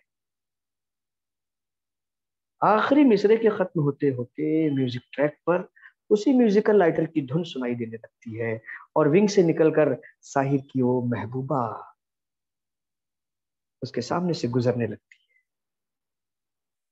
उस लड़की के होठों पर साहिर की हिम्मत अफजाई के लिए एक गीत के बोल मचल रहे हैं। वो साहिर को बड़ी ही मोहब्बत भरी नजरों से तकती हुई उसे जिंदगी से कभी ना हारने का पैगाम दे रही है।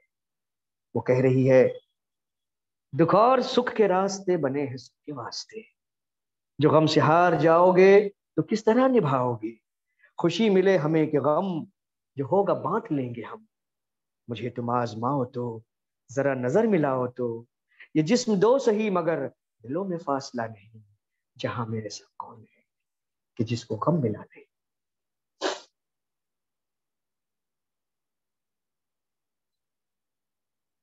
साहिर उसे बड़ी हसरत और मोहब्बत से तक रहा है।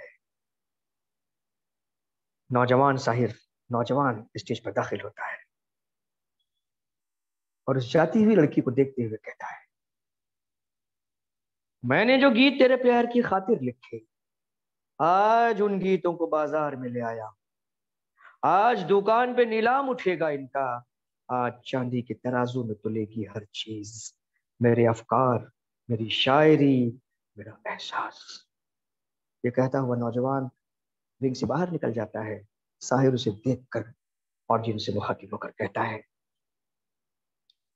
अफकार, शायरी और एहसास तोलने और तोल कर मोल लगाने की चीजें नहीं होती, ये मैं भी जानता हूं और आप भी। लेकिन जब बनिया इन चीजों को जलील और रुस्वा करने के पीछे पड़ जाए तो कभी कभी उसकी जबान में भी बात करनी पड़ती है। पंजाब के उस बच्चे को जो एक तरह का प्रॉब्लम चाइल्ड था, जो एक रोमांटिक नौजवान भी था जैसे कि आमतौर पर नौजवान होते हैं, लेकिन हालात ने जब उसे थपेड़े लगाने शुरू किए तो उसने तय कर लिया कि अगर उसके अफकार, उसकी शायरी और उसके एहसास की कीमत लगाई जा रही है तो कोई दूसरा उसकी कीमत नहीं लगाए, वो खुद उसे अपनी कीमत पर बेचेगा।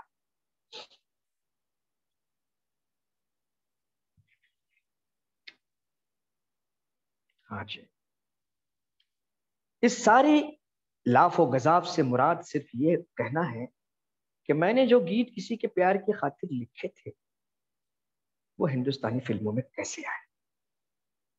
फिल्मों में उर्दू के बेहतरीन शायरों ने गीत लिखे, गीतों में शायरी की, लेकिन यहाँ के रंग ढंग जरा निराले ही थे। नगमा निगारों से नगमे तो लिखवाए जाते थे, लेकिन रेडियो पर वही गीत सुने तो जिसने गीत लिखा है उसी का नाम गायब। मौसीकार का और गाने वाले का रुतबा ये था कि उनके नाम तो अनाउंस किए जाते थे लेकिन शायर का नाम नहीं लिया जाता था। पैसे भी उसे म्यूजिशियन से, मौसीकार से कम दिए जाते थे। ये प्रोलेटेरियन तरीका मुझे पसंद नहीं आया। एक प्रोड्यूसर साहब आए, अब नाम में क्या रखा है, कहने लगे गीत लिख दीजिए। हमने कहा ठीक है लिख देंगे। कहने लगे और पैसे। और मैंने कहा पैसों की तो ऐसी कोई बात नहीं है, बस जितना आप म्यूजिशियन को, कंपोजर को देंगे उससे 1 रुपया ज्यादा लूंगा। और लिए। बाद में ऑल इंडिया रेडियो से मौसीकार और सिंगर के साथ साथ गीतकार का नाम भी अनाउंस करवाया। कोई बड़ी बात नहीं की मैंने, बस ये है कि तुलना ही है तो चांदी के तराजू में तुलें, यही दुनिया का दस्तूर है। क्योंकि ये महलों, ये तख्तों की ताजों की दुनिया, ये इंसान के दुश्मन समाजों की दुनिया, ये दौलत के भूखे रिवाजों की दुनिया, ये दुनिया अगर मिल भी जाए क्या है। ये दुनिया जहां आदमी कुछ नहीं है, वफा कुछ नहीं, दोस्ती कुछ नहीं है, जहां प्यार की कद्र ही कुछ नहीं है, ये दुनिया अगर मिल जाए तो क्या है। हिंदुस्तान का ही नहीं, सारी दुनिया का यही हाल था। जहां दबे कुचले लोगों की हिमायत में कोई आवाज उठी, दबा दी गई। जहां कोई जुल्म के खिलाफ खड़ा हुआ, मार दिया गया। लेकिन जुल्म फिर जुल्म है, बढ़ता है तो मिट जाता है। खून फिर खून है, टपकेगा तो जम जाएगा। जुल्म की बात क्या, जुल्म की औकात ही क्या, जुल्म सिर्फ जुल्म है आगाज से अंजाम तलक। खून फिर खून है, 100 शक्ल बदल सकता है, ऐसी शक्लें कि मिटाओ तो मिटाए न बने, ऐसे शोले कि बुझाओ तो बुझाए न बने, ऐसे नारे कि दबाओ तो दबाए न बने। साहिर जैसे कि सांस लेने के लिए ठहरता है और स्टेज की दूसरी तरफ जाते हुए ऑडियंस से कहता है, अजीब बात है, अगर आप अंधेरे में हैं तो आपको यूं लगेगा कि अब उजाला कभी नहीं होगा।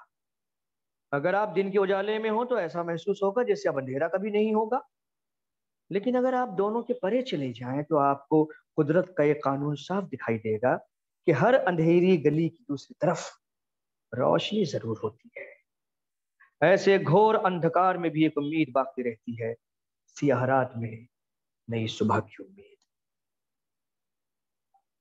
इन काली सदियों के सर से जब रात का आंचल ढलकेगा, जब दुख के बादल पिघलेंगे, जब सुख का सागर छलकेगा, जब अंबर झूम के नाचेगा, जब अंबर झूम के नाचेगा और धरती नगमे गाएगी, वो सुबह कभी तो आएगी, वो सुबह कभी तो आएगी। इस मिसरे पर वो लड़की जो है विंग से दाखिल होती है। साउंड ट्रैक पर हमें गीत का अंतरा सुनाई दे रहा है।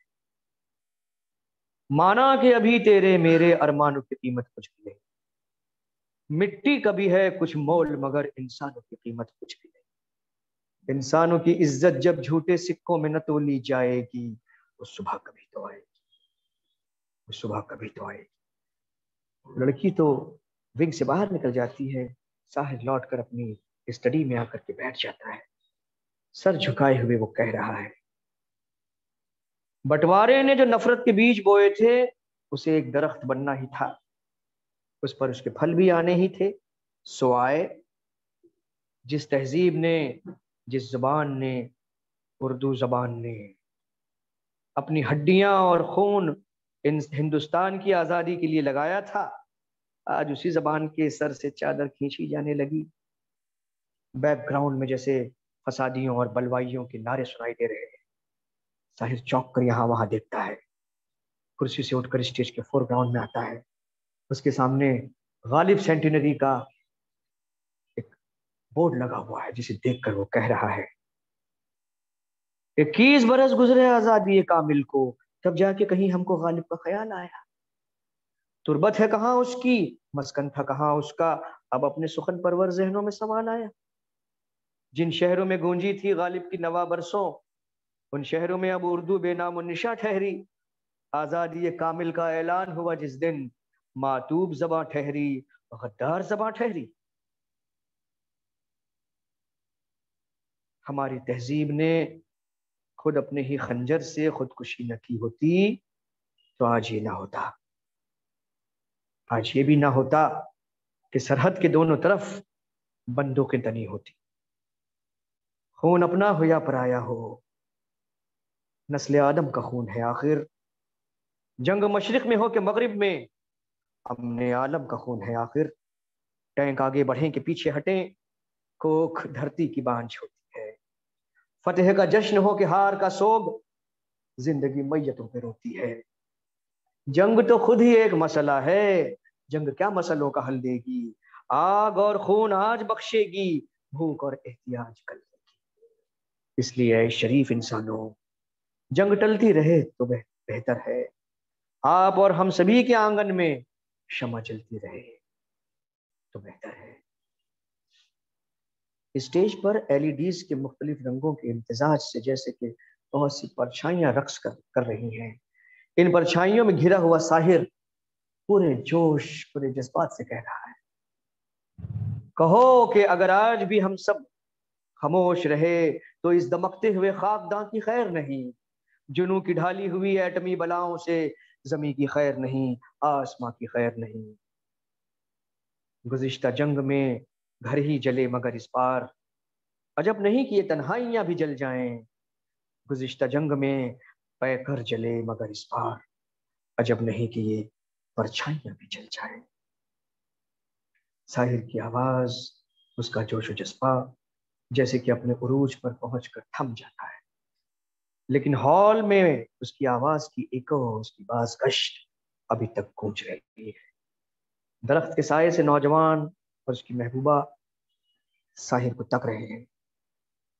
विंग्स से तमाम दूसरे आर्टिस्ट सर निकाले मबहूत होकर साहिर को देख। साहिर पलट कर उन सब की तरफ देखता है और उन सब से मुखातिब होकर कहता है, जब धरती करवट बदलेगी, जब कैद से कैदी छूटेंगे, जब पाप घरौंदे फूटेंगे, जब जुल्म के बंधन टूटेंगे, उस सुबह को हम ही लाएंगे, उस सुबह हम ही से आएगी। हाथ के इशारे से वो तमाम आर्टिस्ट को स्टेज के बीच में बुलाता है। दरख्त के साए से निकलकर नौजवान, उसकी महबूबा और दूसरे विंग से निकल कर तमाम आर्टिस्ट साहिर की तरफ बढ़ते हैं। एक कतार में हाथ लिए वो स्टेज के बीच में खड़े हो जाते हैं। सब पर एक तायराना नजर डालता हुआ साहिर कहता है, उस सुबह को हम ही लाएंगे, उस सुबह हम ही से आएगी। वो स्टेज के जीने उतर रहा है। स्टेज पे खड़े हुए आर्टिस्ट उसे जाता हुआ देख रहे हैं। वो ऑडियंस के बीच में से सेंट्रल आयल में से गुजर रहा है। मूविंग स्पॉट का हाला उसे घेरे हुए है और हमें जाते हुए साहिर पर उसके गीत की गूंज सुनाई दे रही है कि मैं हर एक पल का शायर हूँ, हर एक पल मेरी कहानी है, हर एक पल मेरी हस्ती है, हर एक पल मेरी जवानी है। और स्टेज का पर्दा धीरे धीरे गिर जाता है। उम्मीद है कि ये रीडिंग, इस प्ले की रीडिंग इस खाकसार के से आपको पसंद आई हो। कोई गलती हो गई हो तो मैं माफी चाहता हूँ। बहुत शुक्रिया। बहुत अच्छा presentation was fantastic, world class Sohail भाई, उर्दू एकदम उम्दा। एंड मैं अभी कोई पैनलिस्ट को रिक्वेस्ट करता हूँ जी, सवाल करो क्या सोहेल भाई, ये बुक हमें कहाँ से मिलेगी? और जी, ये जो किताब थी जो आपके हाथ में थी, जी ये किताब जो है कहाँ से हासिल कर सकते हैं? ये मैं किताब आपको तो मैं गिफ्ट के तौर पे भिजवा ही दूंगा, इसमें शक नहीं है। और हमारे दूसरे ऑडियंस के लिए भी जिन्हें अगर ख्वाहिश होगी, ये किताब जो है फिलहाल तो हमने उर्दू में पब्लिश की थी।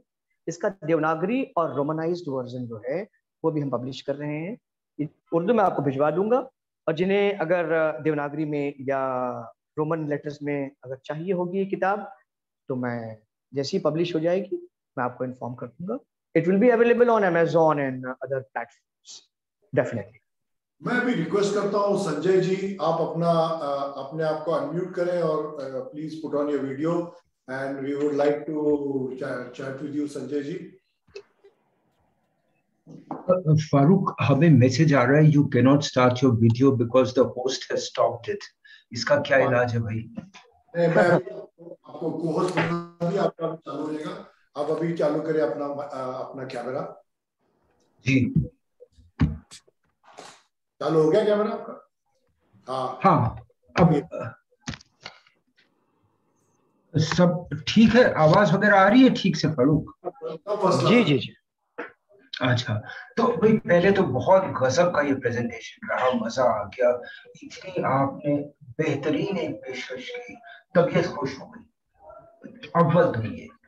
और दूसरी बात, आपने इतना एक कॉम्प्रिहेंसिव पेश किया कि अब कुछ ज्यादा कहने को दरअसल रह नहीं जाता है। हर पहलू पर आपने कुछ ना कुछ रोशनी डाली, तो I think it was very wonderfully done, no doubt. Thank you sir. पर अब मेरे नजदीक दो चार बातें। एक तो कि एक साहिर की शायरी में एक यूनिवर्सैलिटी है कि मतलब हम जिंदगी के किसी भी मोड़ पर हों और चाहे जैसे भी हमारे हालात हों, कोई ना कोई उनका शेर, उनकी नज़्म, कोई नगमा वो आपको मिल ही जाएगा उस सिचुएशन पे फिट हो। तो इसकी एक तो वजह यह है कि साहिर ने बहुत लिखा है, क्या खूब लिखा है, कितना डाइवर्स उन्होंने लिखा है, जिंदगी के हर पहलू पर इनायत बख्शी है। चाहे माशरे के बदतरीन हालात हों या इश्क व पुश्क की शायरी, इनकलाबी अज़ायम, कोई उन्होंने एस्पेक्ट छोड़ा नहीं लाइफ का जिस पर उन्होंने न लिखा हो। हमको एक चीज जो बहुत मुतासिर करती है वो ये कि उन्होंने गजलें भी लिखी, नज़में भी लिखी, गीत, भजन, कव्वाली। It's a very wide canvas. और एक बहुत ही जो शायद साहिर ने पता नहीं कैसे किया, एक हिंदी में जो उन्होंने गाने लिखे हैं, जो हिंदी में जो उन्होंने गीत लिखे हैं, वो हमें यकीन ही नहीं होता कि जो आदमी जिसकी मादरी जबान हिंदी नहीं है वो इतना बेहतरीन कैसे लिख सकता है। ये बड़े मेरे नजदीक ये बड़ी कमाल की बात है। अच्छा, दूसरे मुझे लगता है उनका जो एक अहम किरदार उन्होंने निभाया, मतलब वो उन चुनिंदा शायरों में हैं जिन्हें हम अदब और मकबूलियत के चौराहे पर पाते हैं।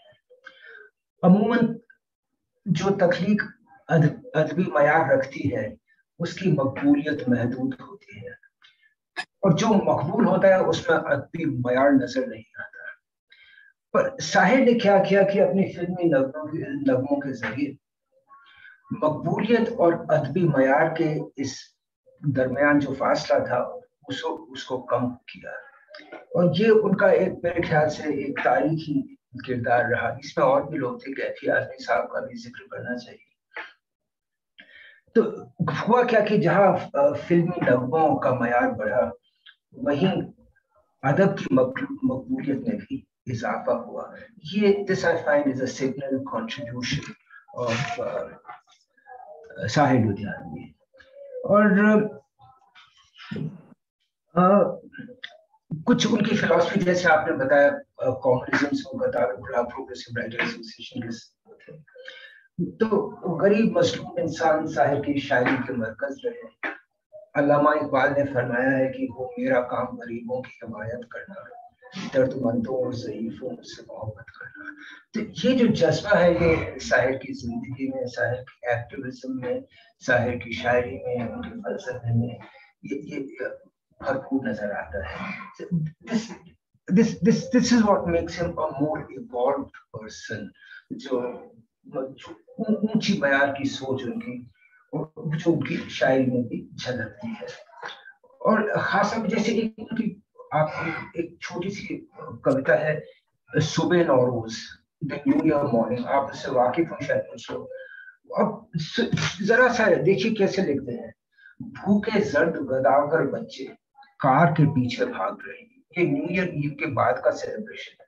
कार के पीछे भाग रहे हैं, वक्त से पहले जाग उठे, पीठ भरी आंखें सहलाते, सर के फोड़ों को खुजलाते, वो देखो कुछ और भी निकले, जश्न मनाओ साल नौ की।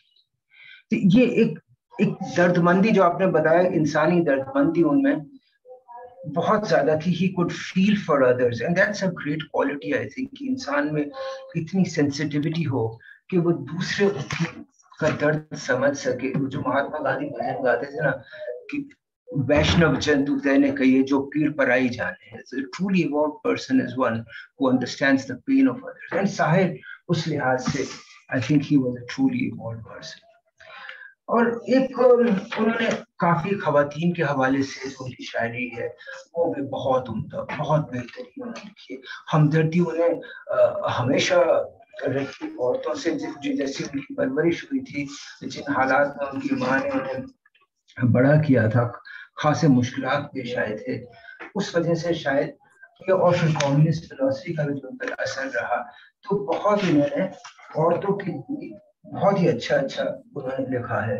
औरत ने जन्म दिया मर्दों को, मर्दों ने उसे बाजार दिया, जब जी चाहा मचला कुचला, जब जी चाहा दुत्कार दिया।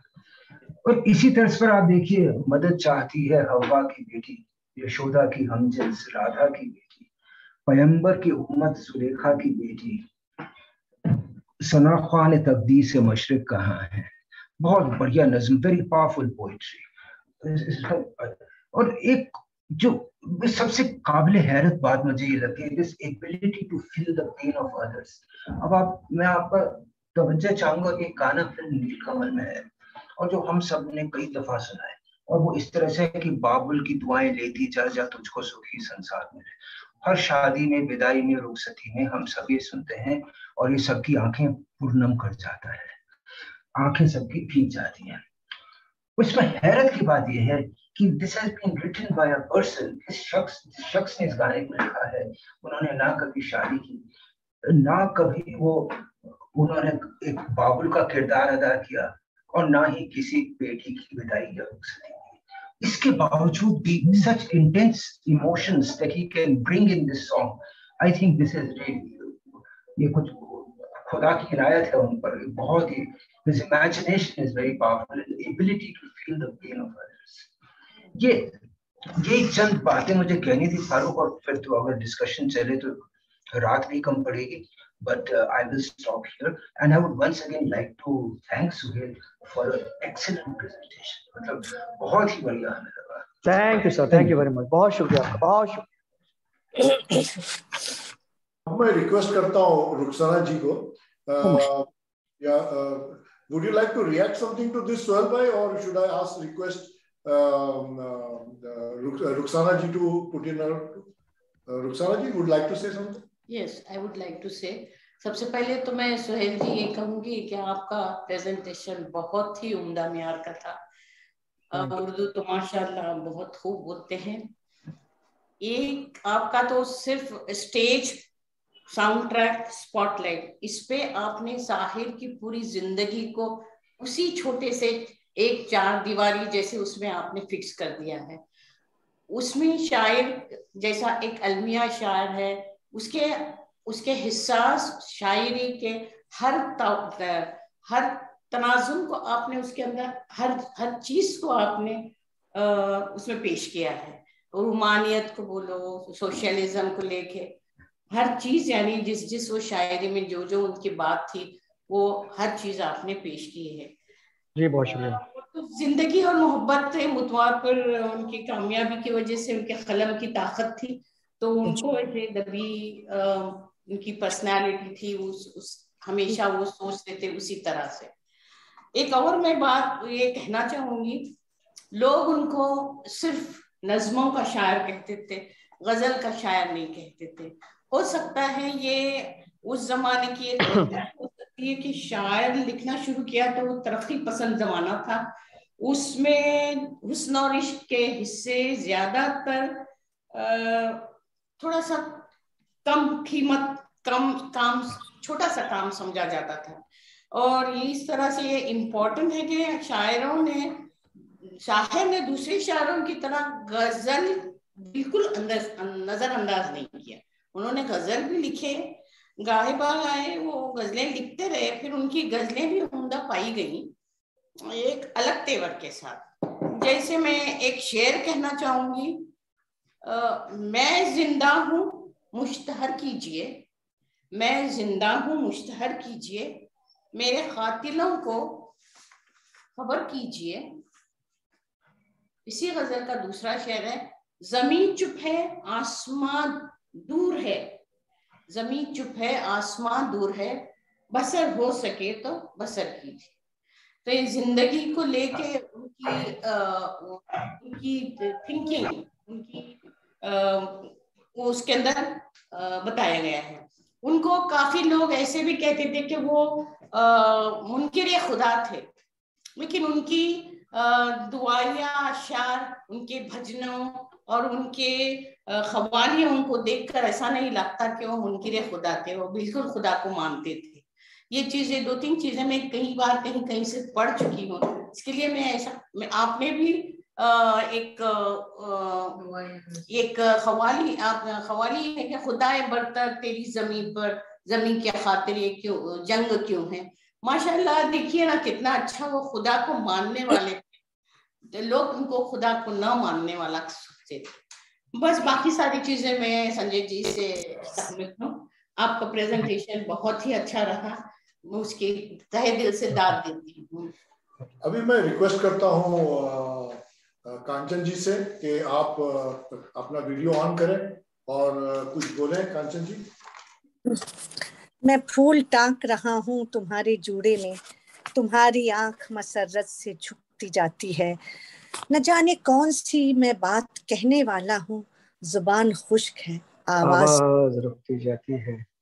ये मुझे बेहद पसंद है उनकी. और उनकी सबसे ज्यादा उनकी रूमानी जो है ना, जो फिल्मों में भी उन्होंने दिया है और गैर फिल्मी भी है, तो शायद मोहब्बत करने वाले उनको, जो आपने भी बताया वासी साहब ने कि उनको लोग टीनेजर का शायर या कहा गया, तो वो हमेशा उनको याद करेंगे और गुनगुनाएंगे. शायद हमने उसका थोड़ा कम जिक्र किया, इसलिए मैंने ये शेर पहले पढ़ने शुरू किए. और उन्होंने फिल्मी गानों में भी जो भी उनके गाने हैं, जैसे आप देखिए, मैंने शायद तुम्हें पहले भी कहीं देखा है, अजनबी सी हो मगर गैर नहीं लगती हो, या वो है गाना उनका, आप आए तो ख्याले दिले नाशाद आया, भूले हुए जख्मों का पता याद आया. और मतलब उनके एक से एक है, तुम अगर साथ देने का वादा करो, ये तो आज भी लोग वैसे ही गाते हैं, तुम अगर साथ देने का वादा करो, मैं यूं ही मस्त नगमे लुटाता रहूं। और मतलब और एक वो भी मुझे मतलब आप सभी लोगों को बेहद पसंद है, किसी पत्थर की मूरत से मोहब्बत का। इस तरह के बहुत से, लेकिन चलो एक बार फिर से इसका अभी जिक्र नहीं हुआ तो इसका मैं जिक्र करना चाहूंगी। और मैं यही कहूंगी कि साहिर यानी लफ्जों के जादूगर, और आपने फिल्मी गीतों को, फिल्मी गानों को, नगमों को एक नई ऊंचाइयां दी। और आपने मोहब्बत से लबरेज नगमों में भी एक मैसेज, एक जिंदगी का फलसफा, गरीब और मोहताज के लिए जो आपके दिल में दर्द था, उन बातों को, ऐसे मौजू को, औरत की आज़ादी पर बहुत ही खूबसूरती से और बहुत ही बेबाकी से लिखा है। मैं वही इंसाफ का तराजू में वो नज्म थी कि लोग औरत को फकत जिस्म समझ लेते हैं, लोग औरत को फकत जिस्म समझ लेते हैं, रूह भी होती है उसमें, ये कहाँ सोचते हैं। ये शेर, ये नज्म बहुत तवील है, मैं इसके यही ऊपर के ये शेर ले रही हूँ। और उसके बाद मैं उनके फिल्मी गानों में जो मैसेज दिए हैं, मैंने उन्हीं पर आज बोलने को सोचा है। इसलिए मैं फिल्म वासना में उन्होंने आज से कितने बरस पहले ये लिख दिया है, और औरत के लिए एक बहुत बड़ा मैसेज दिया है इस गाने में, एक हिदायत भी दी है कि ये ना समझो कि हर राह में कलियां होंगी, ये ना समझो कि हर राह में कलियां होंगी, राह चलनी है तो कांटों पे भी चलना होगा। और ये नया दौर है, इस दौर में जीने के लिए हुस्न को हुस्न का अंदाज बदलना होगा। इतनी नाजुक ना बनो, हाय इतनी नाजुक ना बनो। और फिल्म दीदी याद आती है, जिसमें उसके एक बहुत खूबसूरत मोहब्बत भरा नगमा है, और उसमें भी उनके जो दिल में दर्द है आम आदमी के लिए, गरीब के लिए, मोहताज के लिए, मजबूर के लिए, मजलूम के लिए, वो दर्द देखिए कितनी खूबसूरती से उन्होंने बयान किया है कि जिंदगी सिर्फ मोहब्बत नहीं, कुछ और भी है, जुल्फो रुखसार की जन्नत नहीं, कुछ और भी है, भूख और प्यास की मारी हुई इस दुनिया में इश्क सिर्फ एक हकीकत नहीं, कुछ और भी है, तुम अगर आंख चुराओ तो ये हक है तुमको, मेरी बात और है, मैंने तो मोहब्बत की है। और इस तरह उनकी बहुत सारी खूबसूरत नज़में, गजलें हैं, और जिनमें हर, अब एक उनकी एक और गजल जो कि एक सोसाइटी, हमारे समाज की सोच पर वो उन्होंने कही है कि रंग और नस्ल, जात और मजहब, रंग और नस्ल, जात और मजहब जो भी है आदमी से कमतर है, रंग और नस्ल, जात और मजहब जो भी है आदमी से कमतर है, इस हकीकत को तुम भी मेरी तरह मान जाओ तो कोई बात बने, पोंछ कर अश्क अपनी आंखों से मुस्कुराओ तो कोई बात बने। और उनकी कवालियां भी बहुत मशहूर हैं, और बरसात की रात फिल्म की कवाली। लेकिन मैं एक छोटी सी, ये जो है दिल ही तो है में है उन्होंने कि किसी, ये कवाली को मैं वो इसका जिक्र करना चाहूंगी कि किसी के मनाने में लज्जत वो पाई, किसी के मनाने में लज्जत वो पाई कि फिर रूठ को जी चाहता है, और निगाहें मिलाने को जी चाहता है। इसमें एक और उन्होंने लिखा कि वो तोहमत जिसे इश्क कहती है दुनिया, वो तोहमत जिसे इश्क कहती है दुनिया, वो तोहमत उठाने को जी चाहता है, निगाहें मिलाने को जी चाहता है। और आप सभी लोगों ने उनकी क्या कहते हैं भजन के बारे में आपने भी कहा, अल्लाह तेरो नाम, और उनके बहुत बाबुल की दुआएं, सबकी बात हुई। कि मैं ये एक जो चित्रलेखा फिल्म में जो बहुत शुद्ध हिंदी पर जो बोल रहे थे सक्सेना जी, उस पर मैं कहूंगी कि ये क्या खूबसूरत लिखा है उन्होंने कि ये पाप है क्या, ये पुण्य है क्या, रीतों पे धर्म की मोहरे हैं, ये पाप है क्या, ये पुण्य है क्या, रीतों पे धर्म की मोहरे हैं, हर युग में बदलते धर्मों को कैसे आदर्श बनाओगे। और हम कहते हैं ये जग अपना है, तुम कहते हो झूठा सपना है, हम कहते हैं ये जग अपना है, तुम कहते हो झूठा सपना है, हम जन्म बिता कर जाएंगे, तुम जन्म गंवा कर जाओगे। और उन्होंने ये भी कहा है कि अपमान रचयिता का होगा, रचना को अगर ठुकराओगे। ये बहुत बड़ी बात कही है उन्होंने कि ईश्वर ऊपर वाला जिसने ये दुनिया बनाई है उसके लिए अगर हम उसको अगर हम नहीं एक्सेप्ट करते हैं तो ये उसका वो अपमान है। और आपने उस पर बताया ही है जो कोरी चुनरिया आत्मा मोरी मैल है माया जाल, ये भजन जो है ये एक हिंदी की बहुत शास्त्रीय संगीत की विधा, एक उस पर बना हुआ चैती में घाटो एक वो होती है उस पर बना हुआ भजन है ये, जिसमें आत्मा और परमात्मा को सिंबॉलिक रूप से बताया जाता है। ये बहुत ही मतलब फाइन क्वालिटी का भजन है ये लागा चुनरी में दाग। और बाकी तो उनकी नज़में जिन्हें नाज है हिंद पर वो कहाँ है, और या वो सुबह कभी तो आएगी जिसका जिक्र हो चुका है, ये दोनों टाइमलेस नज़में हैं। और आज का ये जो प्रोग्राम, इतना खूबसूरत प्रोग्राम जिस शेर से इसका आगाज हुआ था, ये कल और आएंगे नगमों की खिलती कलियां चुनने वाले, मुझ उसी शेर से मैं इसको अपनी बात कंप्लीट कर रही हूँ। कल और आएंगे नगमों की खिलती कलियां चुनने वाले, मुझसे बेहतर कहने वाले, तुमसे बेहतर सुनने वाले। तो मैं बस इतना कहूंगी साहिर साहब कि हमसे बेहतर सुनने वाले तो जरूर आएंगे, लेकिन आपसे बेहतर कहने वाला कभी नहीं आएगा, कभी नहीं आएगा। शुक्रिया। सोहेल भाई, अभी मैं रिक्वेस्ट करता हूँ, आपके बहुत बड़े फैन हमारे साथ जुड़े हुए हैं, उनका नाम है जुबैन अली आलिफ करके।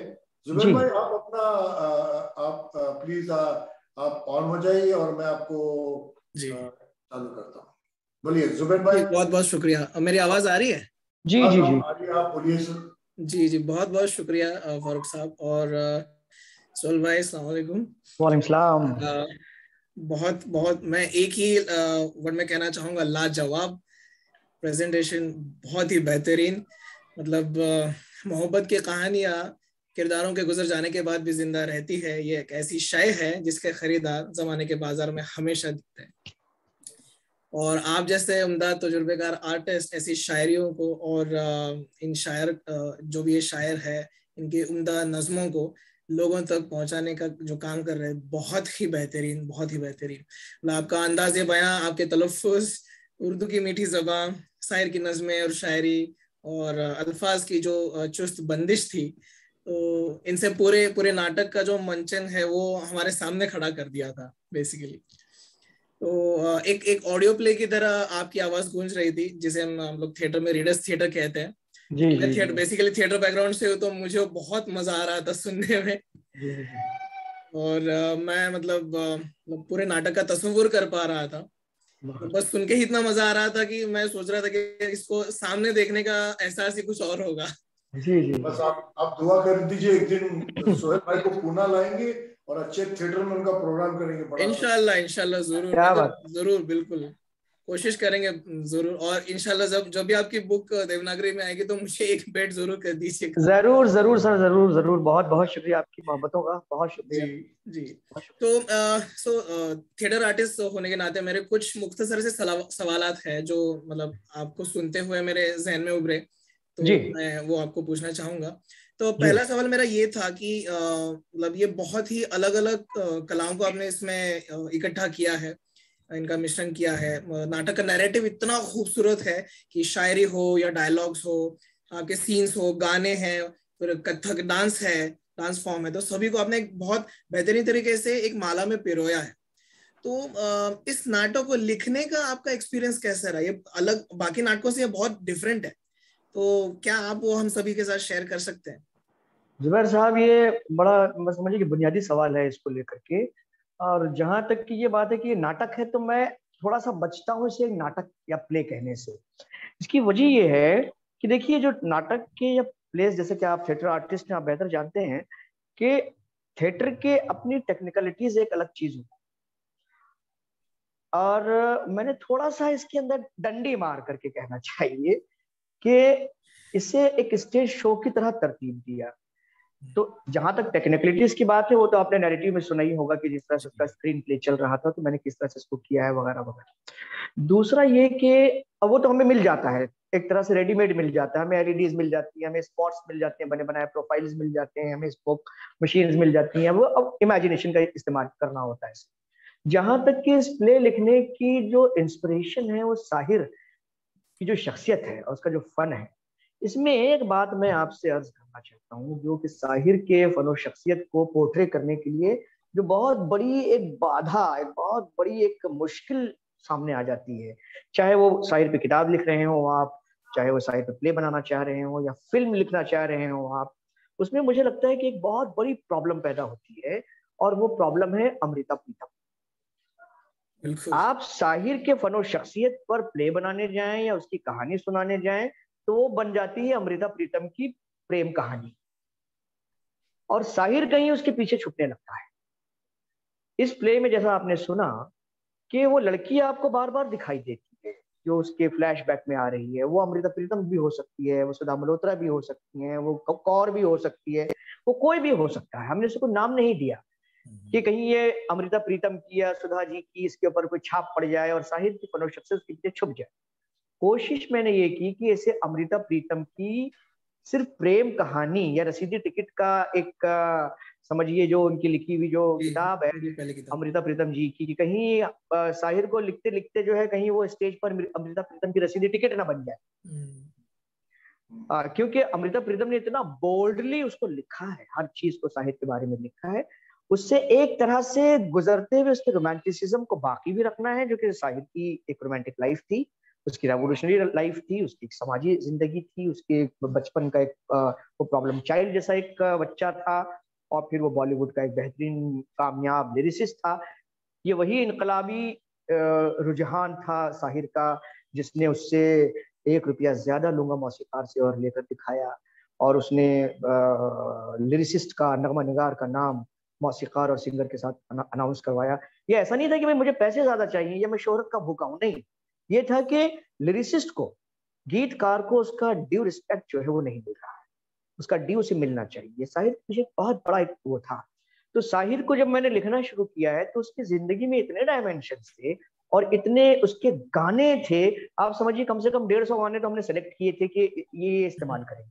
लोगों को हमेशा ये शिकायत रहती है मुझसे कि भैया आपने ये वो गाना नहीं लिया, वो गाना नहीं लिया, वो गीत नहीं लिया। अरे साहब क्या करते, 1.5 घंटे का शो में पूरे साहिर को पेश करना है, तो उसके वो गाने जो कि मेरी स्क्रिप्ट के साथ पूरी तरह से जेल हो रहे थे वो मैंने इस्तेमाल किया ताकि वो डायलॉग बन जाए।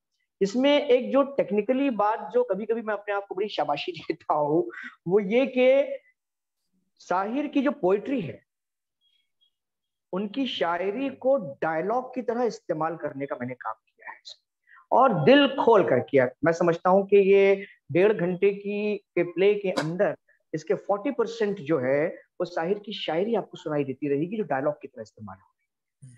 तो इतना फैला हुआ किरदार है साहिर का कि लिखने में मैं समझता हूँ अगर कोई लिखने जाए उसे तो उसे बहुत ज्यादा मुश्किल नहीं पेश आनी चाहिए। और ये मेरा बहुत बड़ा कमाल नहीं है, ये साहिर का कमाल है, उसकी फन और शख्सियत का कमाल है कि इतना वर्सेटाइल है वो। उसके पास इतने शेर, जैसे भी वो मोहतरमा फरमा रही थी कि इतने गाने लिखे हैं उन्होंने। वो कह रहे थे शुरुआत में, मोहतरमा हमारे कह रहे थे कि इतना फैला वो वर्सेटाइल शायर है, इतनी शायरी है, इतने गीत हैं, रूल किया उसने, और इतने जज्बात उसने अलग अलग तरह से औरतों के बारे में, बच्चों के बारे में बेशुमार नज़में उन्होंने कही, कितनी नज़में कही है उन्होंने जिसकी एक अलग से किताब बन गई है। तो उनकी रोमांटिक शायरी, उनकी इनकलाबी शायरी, औरत के ताल्लुक से जो इस्तेसाल हुआ है, जो जुल्म इस्तेबदाद हुआ है उसके साथ, वो उन्होंने इतनी खूबी के साथ, इतना बड़ा पनोरमा, इतना बड़ा विस्तास खोलता है साहिर को लेकर के कि मैं तो समझता हूँ कि और भी बहुत काम होना बाकी है साहिर। जी जी, बहुत आपने मुख्तसर से बातों में आपने पेश किया, आपने बताया कि और आप इसको नाटक नहीं कहना चाहते, इसको स्टेज प्ले कहना चाहते हैं। जी, मैं स्टेज प्ले कहना चाहता हूँ, स्टेज शो कहना चाहता हूँ। तो ये मेरा अगला सवाल ऐसे ही यही है, इसी से रिलेटेड है कि आप ये जो आपका स्टेज प्ले है, तो इसका जो उन्वान आपने रखा है परछाइयां, तो इसके पीछे क्या सिग्निफिकेंस है? एक तो बहुत अच्छा सवाल है साहब, ये जुबैर साहब बहुत अच्छा सवाल है। देखिए, इसलिए नहीं रखा ये नाम के साहिर ने एक बहुत मशहूर जमाना नज्म कही थी परछाइयां, इसलिए रखा नहीं। इसलिए रखा कि उसकी किताब का उन्वान था परछाइयां, इसलिए भी नहीं रखा मैंने। और इसलिए भी नहीं रखा कि हाँ रखा क्यों है कि जब हम परछाइयां जब साहिर को सोचते हैं तो मुझे साहिर की शख्सियत और उसका फन ऐसा देखिए साहिर की जो अपनी शख्सियत थी, वो लोग जो जावेद अख्तर साहब से मेरी मुलाकातें काफी रही हैं, उनकी मोहब्बत है कि वो इतना वक्त देते हैं मुझे कि मुझे कुछ उनसे बहुत कुछ मालूम करने का मौका मिला। तो जो साहिर के बारे में जानते थे, गुलजार साहब का एक मजमून बहुत अच्छा लिखा है, अगर आपकी नजर से ना गुजरा हो तो जितने भी हमारे ऑडियंस हैं वो जरूर उसको पढ़ें। गुलजार साहब का लिखा हुआ है साहिर और जादू, और फिर अमृता प्रीतम की रसीदी टिकट, और फिर जो भी साहिर के इंटरव्यूज रहे हैं, आप साहिर की शख्सियत को जब आप देखते हैं तो वो जो शख्स है वो अपनी शायरी और अपने गीतों से बहुत अलग दिखाई देता है। वो जो बातें कह रहा है वो ऐसा लगता है कि कहीं से कोई उसके जहन में से कोई परछाई निकल के आई है, जैसे उसकी माँ। उनकी माँ के बारे में जो भी उन्होंने अपने इंटरव्यू में कहा है, जो भी उनके बारे में हमें मालूम पड़ता है, उसकी उसकी जो झलक हमें उनके गीतों में दिखाई देती है, वो औरत जो हमें दिखाई देती है, वो ऐसा लगता है कि साहिर के जहन से, उसके माजी से निकल के कोई परछाई बाहर है, उसकी महबूबा बार बार उसकी जिंदगी में आ रही है। शाहिर ने फिर शादी क्यों नहीं की? सुधा जी से शादी हो सकती थी, अगर वो थोड़ा और करते तो कर लेते। कौर से उनकी शादी हो सकती थी। ये मजहब और मिल्लत की बात मेरे समझ में ज्यादा नहीं आती। वो ये है कि साहिर ने शायद कहीं मोहब्बत की बहुत कामयाब अफेयर्स उनके रहे, बहुत कामयाब मोहब्बतें रही हैं उनकी, बहुत शायरी की उसके ताल्लुक से लेकर के उन्होंने, वो चाहते तो शादी कर सकते थे, लेकिन साहिर ने, मुझे ऐसा लगा कि शायद जानबूझकर भी वो नहीं की, ताकि कहीं फ्लैशबैक में से वो चीजें बाहर आती रहें और उन्हें इंस्पायर करती रहें। आप साहिर की शायरी देखिए, साहिर के गीत देखिए, आप वो ऐसा लगता है कि उनकी माजी की परछाइयां हैं जो आकर के हमारे सामने रक्स करने लगी। ये वजह थी कि मुझे ऐसा लगा कि इस प्ले का नाम परछाइयां होना चाहिए। अच्छा। सोहेल साहब, मेरा एक आखिरी सवाल है आपसे। आपने बीच में बताया भी था, टॉम अल्टरस साहब ने इसमें प्ले किया था साहिर साहब को, तो वो तो एक बहुत ही बेहतरीन शख्सियत थी, तो उनका तो क्या ही अंदाजे बयां करें। तो उनके साथ आप काम करने का आपका तजुर्बा कैसा रहा? सर मैं आपसे क्या अर्ज करूं, आज भी सोचता हूं तो मेरी आंखें भर आती हैं। उनको मैं इतना मिस करता हूं। वो इतने बेहतरीन एक्टर के साथ वो इतने बेहतरीन इंसान थे कि मैं आपसे बयान नहीं कर सकता। मैं एक छोटा सा वाकया जो इस स्क्रिप्ट को लेकर के है कि जब मैं उनके पास, जब ये ख्याल आया कि भाई ये स्क्रिप्ट तो लिख गया, अब इसमें उर्दू इतनी है, शायरी इतनी है, अब इससे करवाए किससे जाए। आपको उर्दू का तो हाल पता ही है कि बर्फ को बर्फ कहते हैं, गर्म को गर्म कहते हैं। हालांकि बर्फ पिघल नहीं जाती बर्फ कहने से, लेकिन तलफ्फुज का खून हो जाता है, उर्दू जबान का खून हो जाता है। तो टॉम साहब का नाम मेरे जहन में आया। इतने बड़े आर्टिस्ट हैं, इतने बड़े फिल्म स्टार हैं, इतने बड़े वो ड्रामेटिस्ट हैं, तो अब मैं कहा एक छोटा सा राइटर में क्या करूं। मैंने कहा लेकिन कोशिश करने में हर्ज नहीं। मैं जिस जगह रहता हूँ बॉम्बे में, मदनपुरा में, वहां से टॉम साहब एक 5 मिनट की वॉक है, YMCA का एक एरिया है जहाँ टॉम साहब रहा करते थे। मैंने कहा करीब भी हैं, चल के देख लेते हैं। जाके डोर बेल मैंने बजा दी। मैंने कहा जो होगा देखा जाए। दरवाजा खोला टॉम साहब ने ही। मैंने कहा आदाब हुजूर, नाम मेरा सोहेल अख्तर वारसी है, एक छोटा सा स्क्रिप्ट राइटर हूँ और एक साहित्य प्ले लिखा है, आइए आइए तशरीफ लाए। अंदर लाया, बिठाया, उन्होंने चाय पेश की, फिर कहा अच्छा बताइए स्क्रिप्ट क्या है। तो मैं उर्दू जबान में, मैं तो खुद टाइप करता हूँ, लिखता हूँ, उर्दू का ही शायर हूँ, उर्दू का ही राइटर हूँ, उर्दू में पढ़ता हूँ, लेकिन मुझे ऐसा था कि भाई साहब ये कहाँ उर्दू जानते होंगे, तो रोमन में लिख करके मैं ले गया था, स्क्रिप्ट टाइप किया हुआ, वो उनके सामने मैंने रख दिया। तो उन्होंने देखा, कहने लगे यार एक बात बताइए सोहेल साहब के, सोहेल भाई कहते, बताइए इतना बड़ा आदमी मुझे सोहेल भाई कहता था, अच्छा इंसान होने की दलील है। तो उन्होंने कहा कि सोहेल भाई ये बताइए कि साहिर जो था वो तो उर्दू का शायर था। मैंने कहा जी हाँ। तो कहने फिर ये स्क्रिप्ट ये रोमन में क्यों है। मैं उनका मुंह तकने लगा कि साहब अभी मैं दिल में सोच रहा था कि भाई साहब ये मैं कैसे कहूँ कि आपको उर्दू आती भी है। जैसे कि he read my mind and said कि देखिए मैं उर्दू जबान में लिखता हूँ, उसी में पढ़ता हूँ, मेरे सारे स्क्रिप्ट उर्दू जबान में। तो मैंने कहा कि अच्छी बात है। और मैंने एक जुमला अपने प्रेफेस में लिखा है कि जब मैंने ये बात सुनी उनके मुंह से, तो मुझे ऐसा लगा कि साहब उर्दू पे पैगंबरी वक्त पड़ा हुआ है, उर्दू ऐसी और उर्दू मर रही है, उर्दू ऐसा हो रहा है। लेकिन ये सब बातें इसलिए गलत हैं कि अगर ये इस जैसा इंसान अगर आज उर्दू लिख पढ़ रहा है, तो मैं उर्दू कि मुस्तकबिल से मायूस होने की कतई कोई ज़रूरत नहीं है। बहरहाल फिर मैंने उनसे कहा कि तो उन्होंने कहा कि देखिए स्क्रिप्ट मुझे बहुत पसंद आया है, तो शुरू करते हैं काम। तो मैंने कहा कि साहब अब जो फीस की बात है, जब मैंने देखा बात यहाँ तक पहुँच गई है, तो मैंने उनसे कहा कि जो सोच के गया था मैं फीस उनकी, तो उससे मैंने मारे डर के डबल कह दिया, कहीं इनकार ना कर दे फीस सुन करके कम। तो हंसने लगे, कहने लगे सोहेल भाई ये प्ले है, ये ड्रामा है, और ड्रामे की दुनिया में इतना पैसा तो कोई किसी को नहीं दे पाता, दे ही नहीं सकता, क्योंकि प्लेस करने में इतना पैसा मिलता ही नहीं है। तो आप इतना पैसा मुझे दे नहीं पाएंगे, फीस में परेशान होंगे खामखा, तो आप मुझे इसका आधा दीजिएगा। तो मैंने अपने प्रेफेस में लिखा है कि साहब फकीरों और दरवेशों के बारे में सुना था कभी, आज देख भी रहा हूँ।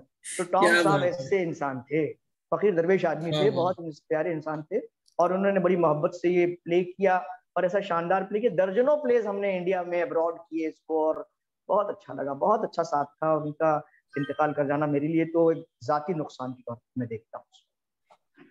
बिल्कुल बिल्कुल। अच्छा, if you don't mind, Zubair भाई, I would like to, because काफी टाइम हो गया है। बिल्कुल बिल्कुल बिल्कुल, फिर कभी हम लोग डिटेल में बातें करेंगे सोहेल साहब। तो आपकी जो वो थी ख्वाहिश थी कि आप सोहेल भाई से मिले, I think you have fulfilled it. अभी मैं रिक्वेस्ट करता हूँ नसीमा जी से कि she would like to say something। Sohail भाई, जी प्लीज प्लीज। शायद के बारे में एक प्रोग्राम काफी नहीं है, आप कितने भी प्रोग्राम करो कम है। मुझे याद है कि कांचन जी का साहिर फेवरेट रहा, इसलिए कांचन जी को बहुत सारी मालूमात थी, आपने नोटिस किया होगा। जी। मगर जैसे प्रोग्राम का आगाज होता है तो इख्तिताम भी होता है, और अच्छे प्रोग्राम का इख्तिताम बहुत जल्दी होता है। तो मैं सबका तहे दिल से शुक्रिया अदा करती हूँ, संजय जी का, रुखसाना, कांचन, जुबैन, और सबसे खास सोहेल भाई का, जिन्होंने आज की शाम यादगार बना दी हमारे लिए। So thank you very much each and everybody. बहुत शुक्रिया everybody. Thank you very much. Thank you Naseema ji and Farooq for organizing such wonderful programs. मजा आ जाता है। हम तो आप बताएं, we've come to expect very high standards from ज्ञान अदब, पर ज्ञान अदब के जो ऊंचे मयार है उस पर भी आज का programme was truly exceptional. Yes. Let me say thank you all. Thank you especially Suhail ji. Thank you sir. Thank you very much. बहुत ही खूबसूरत प्रोग्राम था।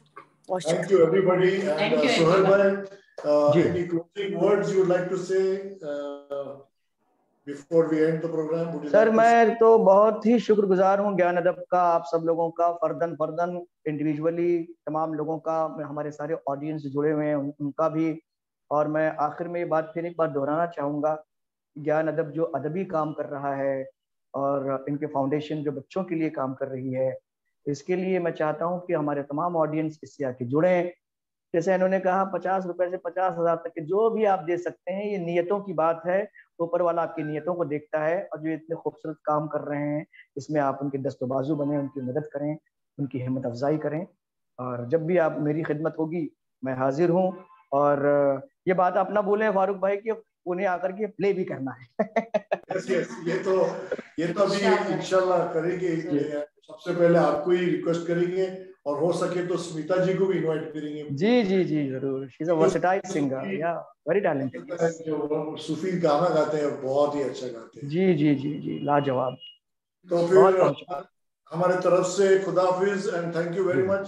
खुदा हाफिज जी, खुदा हाफिज, बहुत बहुत शुक्रिया। थैंक यू, खुदा हाफिज। वेरी नाइस प्रोग्राम, मजा आ गया। बहुत